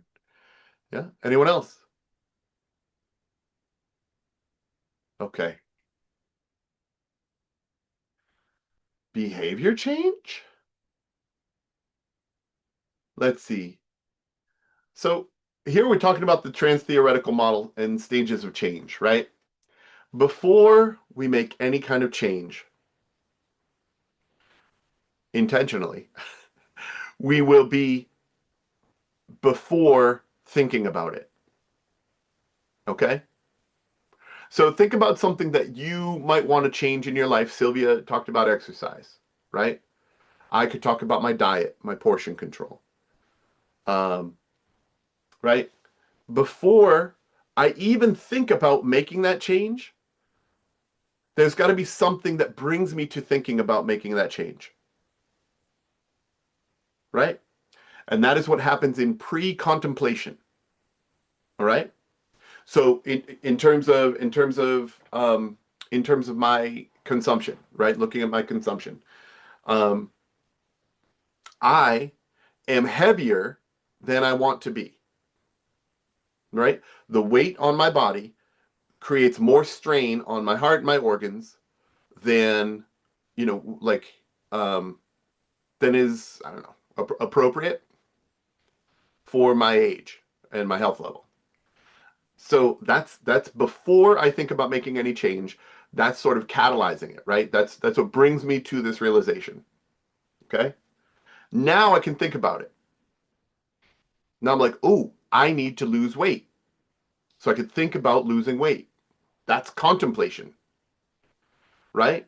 So preparation would be what? What's some level of preparation that I might make around losing weight? Maybe you might start to think about the calories that you're intaking. Right? Look at my portions. Yeah. Look at how much, like in the Roberta, role play, right? Can I eat one bowl of rice instead of a bowl and a half? Things like that. Yeah. But I'm preparing to do it, right? I make a little plan. Yeah. Because the next step is then taking that action. Okay. Right? It's dinner time. I've got my bowl of rice. I've just finished my bowl of rice. Am I going to get another half bowl of rice? I take action. I don't.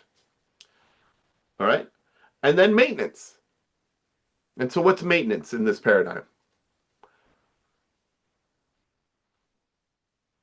Maintenance is just continuing to do it. Right?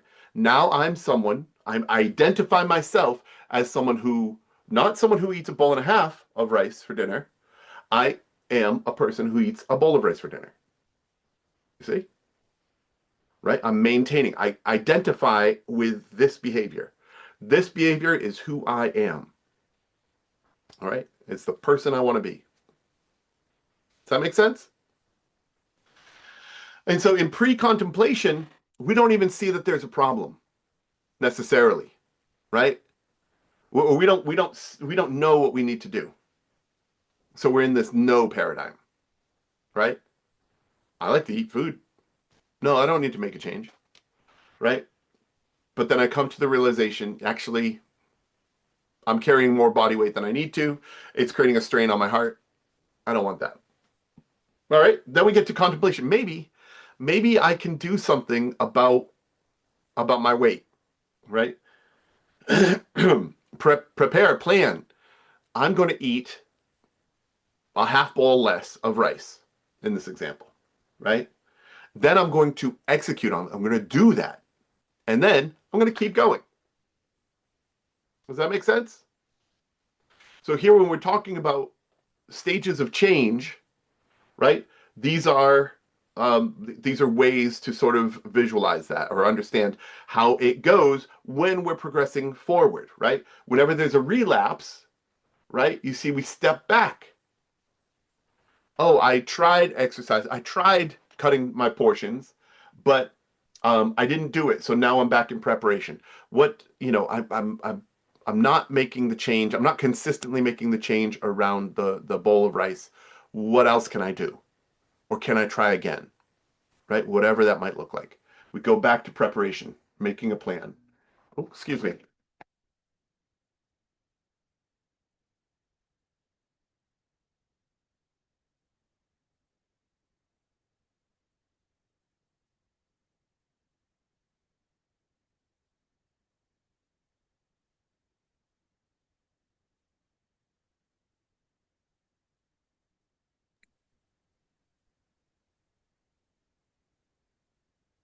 So maybe we could just still consider the topic. If anyone wants to keep going, or maybe.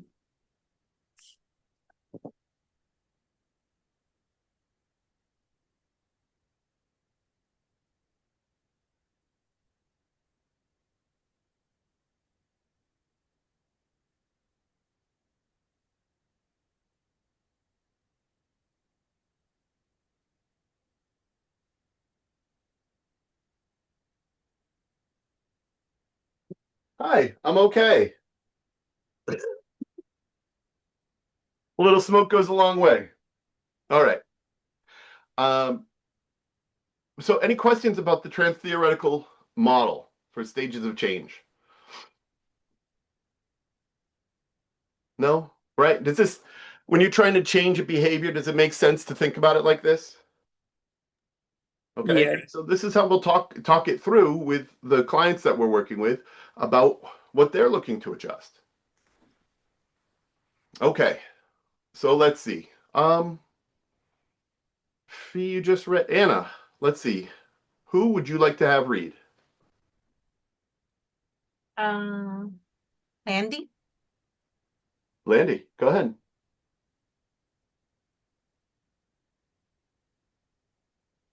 So start with the title and then go to number 1. Pretty fleet. The stages of change in MI. Mm-hmm. And MI is motivational interviewing. Pre-contemplation, no problem, not ready. Right. I don't see that there's a problem, so I'm not ready to do anything. Great. Keep going. Contemplation, maybe there's a problem. Mm-hmm. Preparation, what can I do about my problem? Right. Action, actively working on the problem. Maintenance, I've fixed my problem for over 6 months. Right. And, I think there's, in Atomic Habits, James Clear talks about 21 events, right? 21 times. If there are 21 days that you can consecutively do something, or this, it's like that's the sort of period of time he says that most people, once they do something 21 times, they're able to really embed it in maintenance, right? It just sort of becomes part of them, right? Great, great, great, great, great. Great. So Landy, read for us the other bullet there, or way on the outside, 80%. 80% of clients entering counseling are in stage 1 and 3. 1 through 3, right? So that's really interesting. Okay, there's some movement for most folks entering counseling between pre-contemplation, contemplation, and preparation. And maybe they get to preparation and they go to action, but the action didn't stick, and so they're back in preparation. What else can I do, right? Or maybe, is it really a problem, right? They might fall all the way back to pre-contemplation. They might say, is this really a big deal? Is this really something I want to focus on right now? Is this where I want my energy to be? And so forth. And they're between these stages, for the most part. Okay. Any questions, thoughts about the stages of change? It doesn't happen in a linear fashion. Rarely does change happen linearly, where you just go, let's see, my body's heavy, right? I've got a lot of weight. I need to lose weight, right? I can eat less.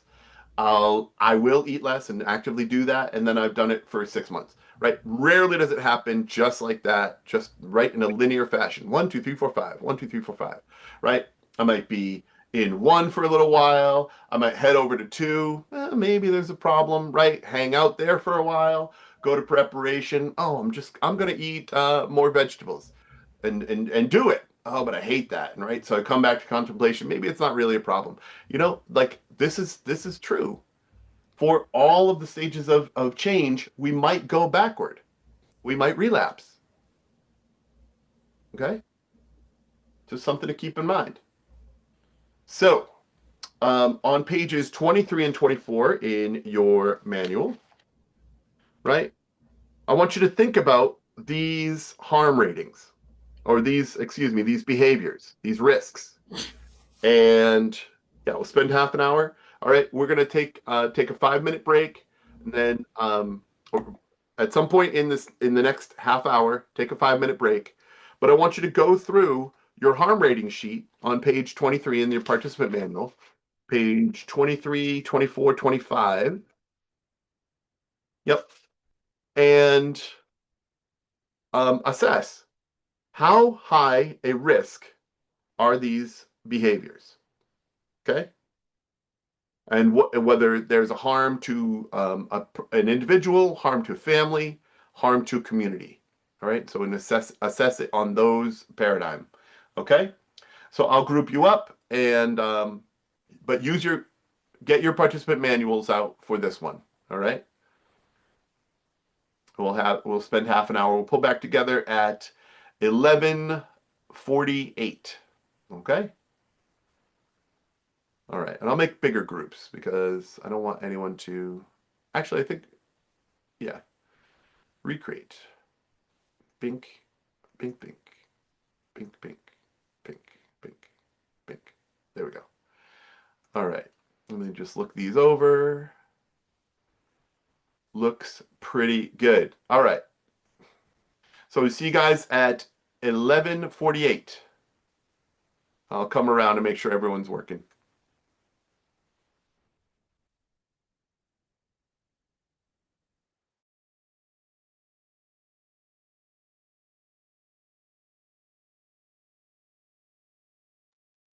Hey, Kat. We're on page 23 and 24. Oh, you got it. Okay. Evgenia? Aisha?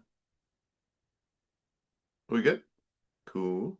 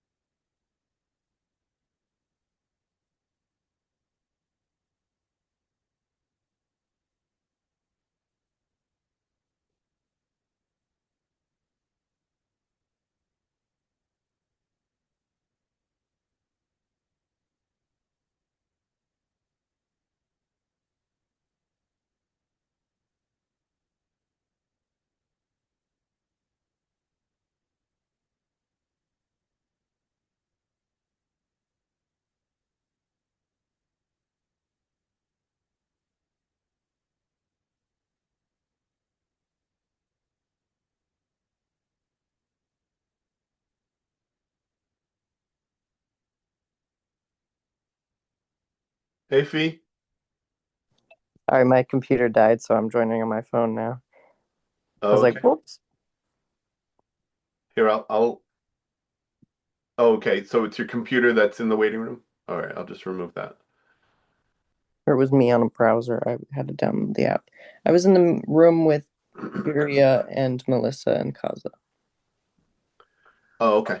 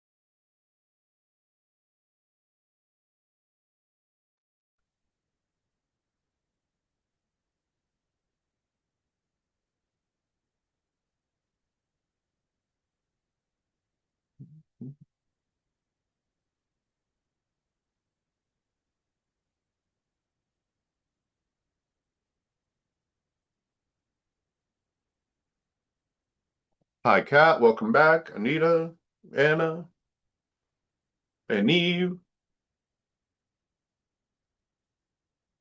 LaQuanda. Ian, we LaQuanda.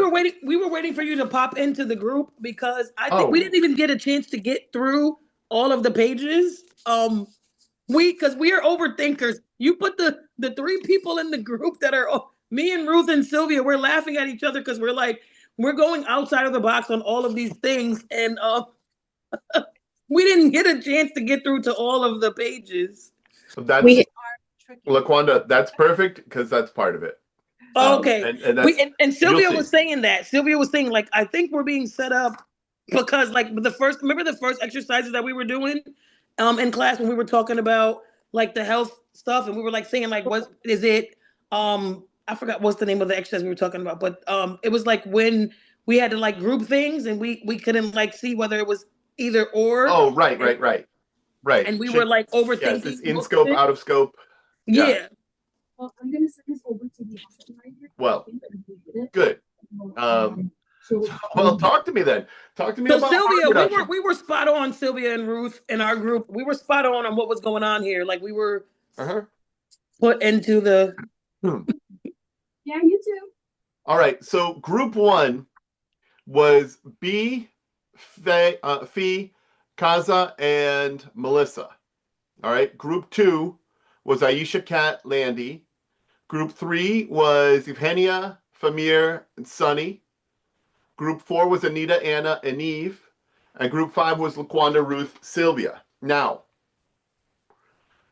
what is the most harmful thing to a person?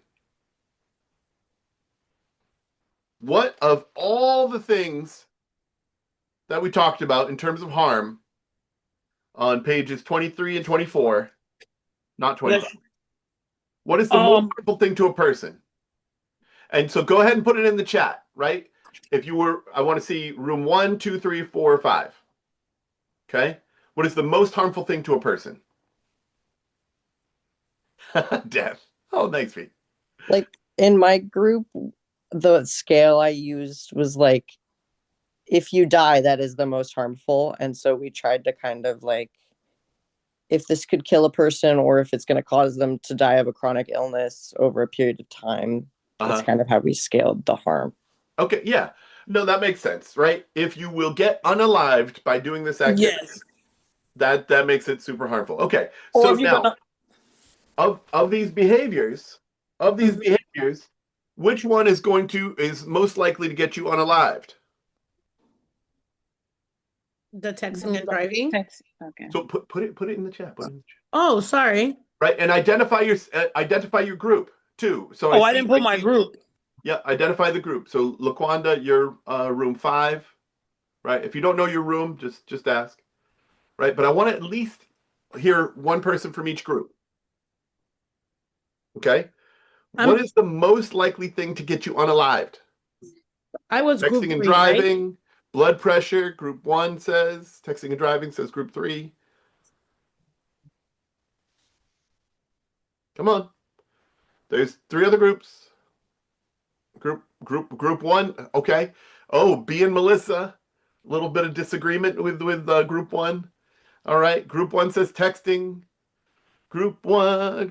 Melissa's And group we have 1. multiple Texting and driving 2. We put.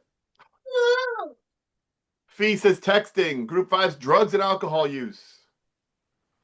Mommy, we didn't discuss this as a group. What? What did you do, Anna? No, I'm saying like as far as like what's the most dangerous. Yes, we did not do it that way. I know. We were going through all of them individually. Anna, he's tricking us. He's tricking us, Anna. Right? But you're saying He's tricking us, Anna. And me and Sylvia and Ruth, we were saying this. We were saying this in our group that this was something that it was probably we were overthinking something, and it's not just you guys. It's not just you guys. We were like, these are tricky questions. Okay. So here's the point. Here's the point, team. If there's a behavior that is most detrimental to a person, right? And that's all we were talking. That's all I was asking you for right now.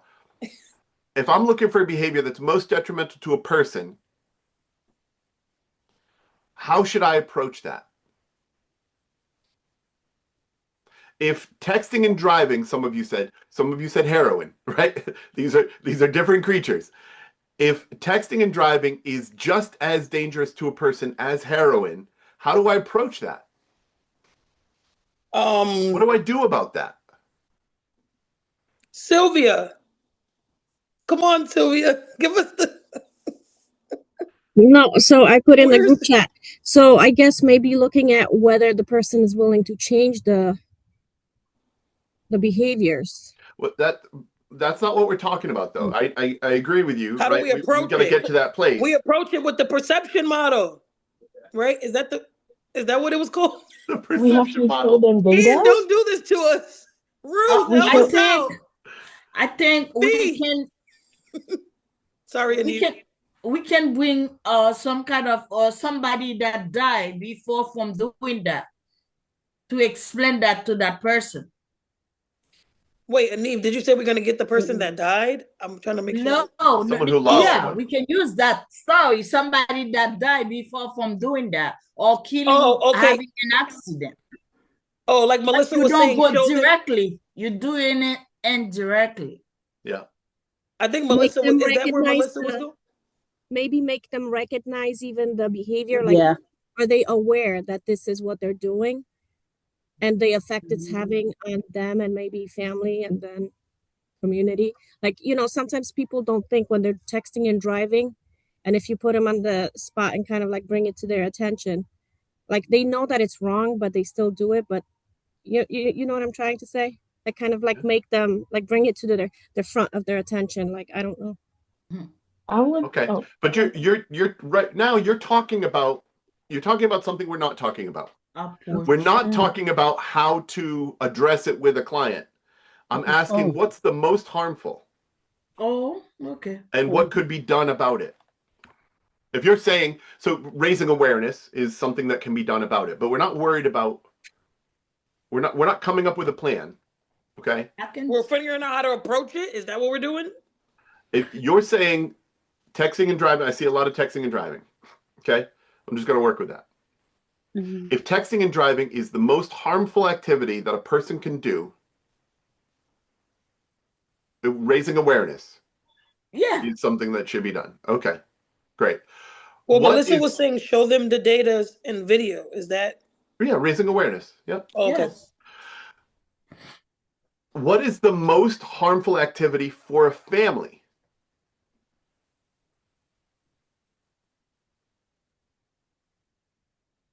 I'm lost. Honestly, Ian, I'm really confused. So I think that the most harmful for family is being the principal caretaker for a loved one. Like I think that's harmful to the family. I don't know. No. Give me Neve said no. Neve said no. I don't. What about Ian, not come on, taking help blood us out, pressure Ian. medication? Is the same thing that is most harmful to a person the same thing that is most harmful to a family? Not always. No, not always. Not It's always. however directly they are affected by it. So depending on how, because your life may not have an effect on somebody else, but sometimes certain behaviors will have an effect on you and as well as your family. Okay. And what about for the community? Not being educated about it, it's harmful. Not being educated about what, Aneve? About the not using the cell phone and about the safety of driving. Okay. So can harm an entire community? Yes. It definitely can. Because what about you causing accidents and things like that and potentially killing someone? Yeah, pedestrian. Sure. I think any behavior that puts not only that person doing it at risk, but everyone else affects the community. And so Anna, right? What constitutes risk is a really important point here, right? What about, so gun ownership, right? Well, I own this gun, I grew up, my mother's house had guns in it. Because my stepfather was a hunter. And, does that having a gun in the house introduce a level of risk? Yes, it absolutely does. Yeah. Right? Is it as risky as having heroin in the house, which I also grew up with? Right? Yeah. Is it as risky as having, distracted driving? It could be, depending on how, whether, because I mean, heroin, if it's out of sight of anybody and no one has access to it, and it's only you're doing it by yourself in the bathroom and that's it, versus if a child can take it, maybe bring it to school. Same Yeah, thing goes you're with the not gun. lacking. If you're not a responsible gun owner, right? If your Right. child takes it, and so it could be. And so, would we agree that a lot of the things here are really harmful?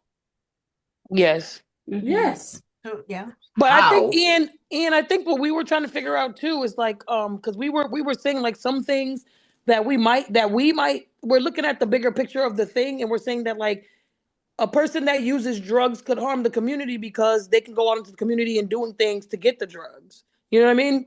Right. So listen for the food for thought. All right. Okay. For next Tuesday.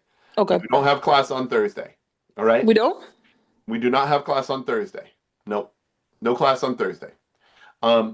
If all of these things are equally detrimental to people, families, and communities, how, if I only have a certain amount of money in my budget for a town, how do I prioritize? What do I address first?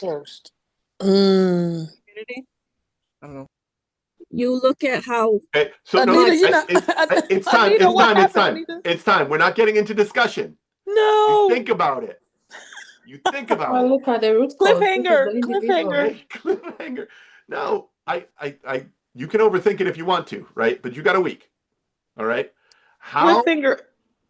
How do I, as a town manager, prioritize one of these over the others? Okay. Awesome.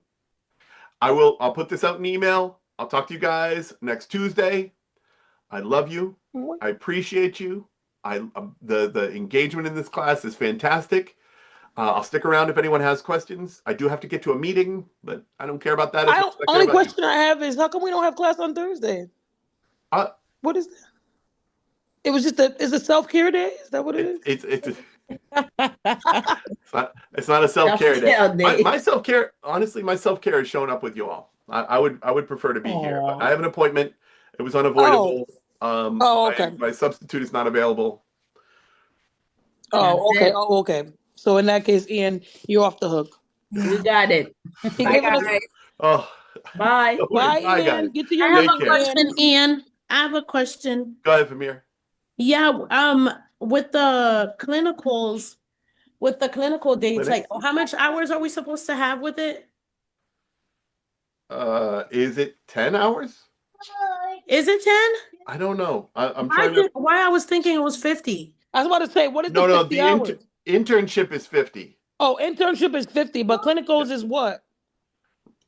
The I'm clinic happy you is asked just that 10. question because I thought it was the 50 was the clinicals. No. No, we only have to attend like 2 of them then, right? Yeah, that's it. I don't know. Like I'm having such a difficulty, like, because this stuff was stressing me out. Oh, Famir, I'm happy you asked the question because I was Famir. under the impression that those were the 50 hours. Yeah, Famir, you're right in town, so you're gonna be able to hook up with Natalie real easily. All Yeah, right? no, I'm going to the one in New London today, because the one in Norwich has been canceled until I don't know, either until further notice. So I chose the one, it has like 4 dates on there. I only have to do 2 of those. 2. Yeah. Oh, okay, that's good to know. That's it. Really? Yep. Okay. Thank you Is for the that for question. everybody? This is if you're not working. If you're not serving, right? If you're not working in an organization where you perform CHW work, right? Kat, you are. Sylvia, you are, right? And I'm sorry if I'm forgetting others who are. That you don't have to worry about that stuff. The internship, you need to have completed before you can get your certificate, right?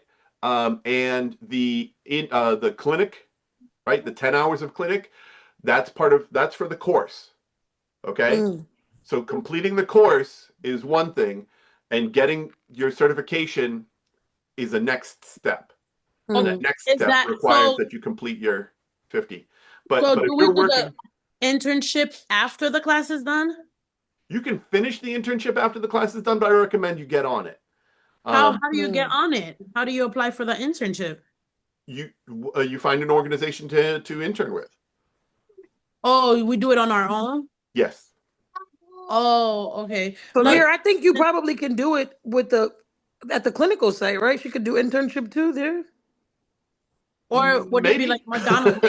It depends. It depends on where it is. I mean, it could be a shelter. It could be, Oh, okay. And we have to do 50 hours for that one. That's right. Okay. Well, at least that's cleared up because I was kind of lost. I was like, oh Lord, I hope I'm not passing this class because Famir, and I wouldn't like you've put in more than 5 hours with working with me. Yeah. So I would just do one clinic with Natalie, and you'll be box checked on that. I'll write a supervision for you. Okay, no problem. And and then you just worry about your internship. Okay, so basically, since you will write me one, so just go to one today, and then that will be my 10 hours. Yeah. Well, okay. Yeah. All right. Thank you. I'm so glad I asked that. And Ian, do I get something from my job stating my hours or something, or how do I do it? That's it. So when you apply for when you apply for the certificate, and we'll cover this all at the end of the. I've got slides for it. All right. Okay, then we can worry about it then. Okay, yeah, because you got a meeting to go to, Ian. All right. Thank you, Ian. Okay, let me answer Kat's question because I think other people are worried about it. All right. So what's going to happen is you'll get 2 letters of recommendation. One from someone who has received service from you, and another person who has observed you. Right. This would be your supervisor. This would be someone who you've reported to, even tangentially. Just saying, Kat performed XYZ activities over this period of time. That's it. And there's a form that says Kat has worked 2,000 hours in this job. And that's just like a spreadsheet. All right. And someone signs off on it, and you submit it to the state. Good to go. Okay. Okay. All good information. Yeah. All right. LaQuanda, I know I cut you off. Thank you. Nope. You were. I was just saying that you need to go to your meeting. I mean, these people, they'll be all right. but there's a bunch of people hanging around. What's happening? Yes, so I just had a question. I am going to be away. I'm going to Spain, March 16th through 20th. I mean, I will try. I was told I should try to get on here if I can, but I don't know what's No, gonna you shouldn't. happen. That's what I was told. But Is that a work trip? Let's go. Let's but how do I make we need to get ready. If you guys need to go, and we need to take a shower, so hurry up. Famir, I'm going to put you on mute, doll. All right, so you're okay. You're okay. All right, Sylvia. Here's the enforcer. Sylvia, is this a work trip? No, it's vacation. Then you better treat yourself. If you come, self-care. If you come onto the class and you hang out with us for 3 hours instead of focusing on enjoying yourself in Spain, I'm gonna be mad. Me and Landy are gonna come down there. Yeah, I can take you guys on a tour. We're gonna fly over to Spain and we'll shake our fingers at you. I'll take you on a tour, and then you can be my translator. How's that? I like that a lot. Well, Listen, I have a question. Let's not play around. No, hold on. Sylvia's about to buy me a ticket. Don't step on this. Right, so I'm gonna say no. You're gonna be on Zoom. No. I would love that. Sylvia, if you want to pop in and say, "Hey, y'all, I was thinking of you. Love from Spain," then feel free. But You will not. I will not allow you. I'll kick you. I'll kick you out. It's part of self-care, Sylvia. Self-care. Self-care. You'll make up the class. I'm You not gotta worried about it. reset. That's a Okay, so you reset. let me know what I have to do to make up the class then. That's it. All right. All right. Have a good one, everybody. Take care. See you Sylvia. next week. Bye. See you guys on Tuesday. Ian, I have a question Go ahead, for lady. the internship. If I cause I do volunteer at my church, there's a food pantry, and then I always go there every Friday. Great. So can I use that for the internship or? Yes. So what you need to have is just documentation. So someone who observes you doing the work, right? Yeah. That can sign off on it. Landy performed, interned here as, or volunteered. They can use whatever language, right? Volunteered here over the X amount of time, and yeah, that's fine. Okay. There just need to be somebody to sign off on it. That's all. Okay, thank you. Thank you. Have a wonderful day. Thank you, you too. Will do. All right.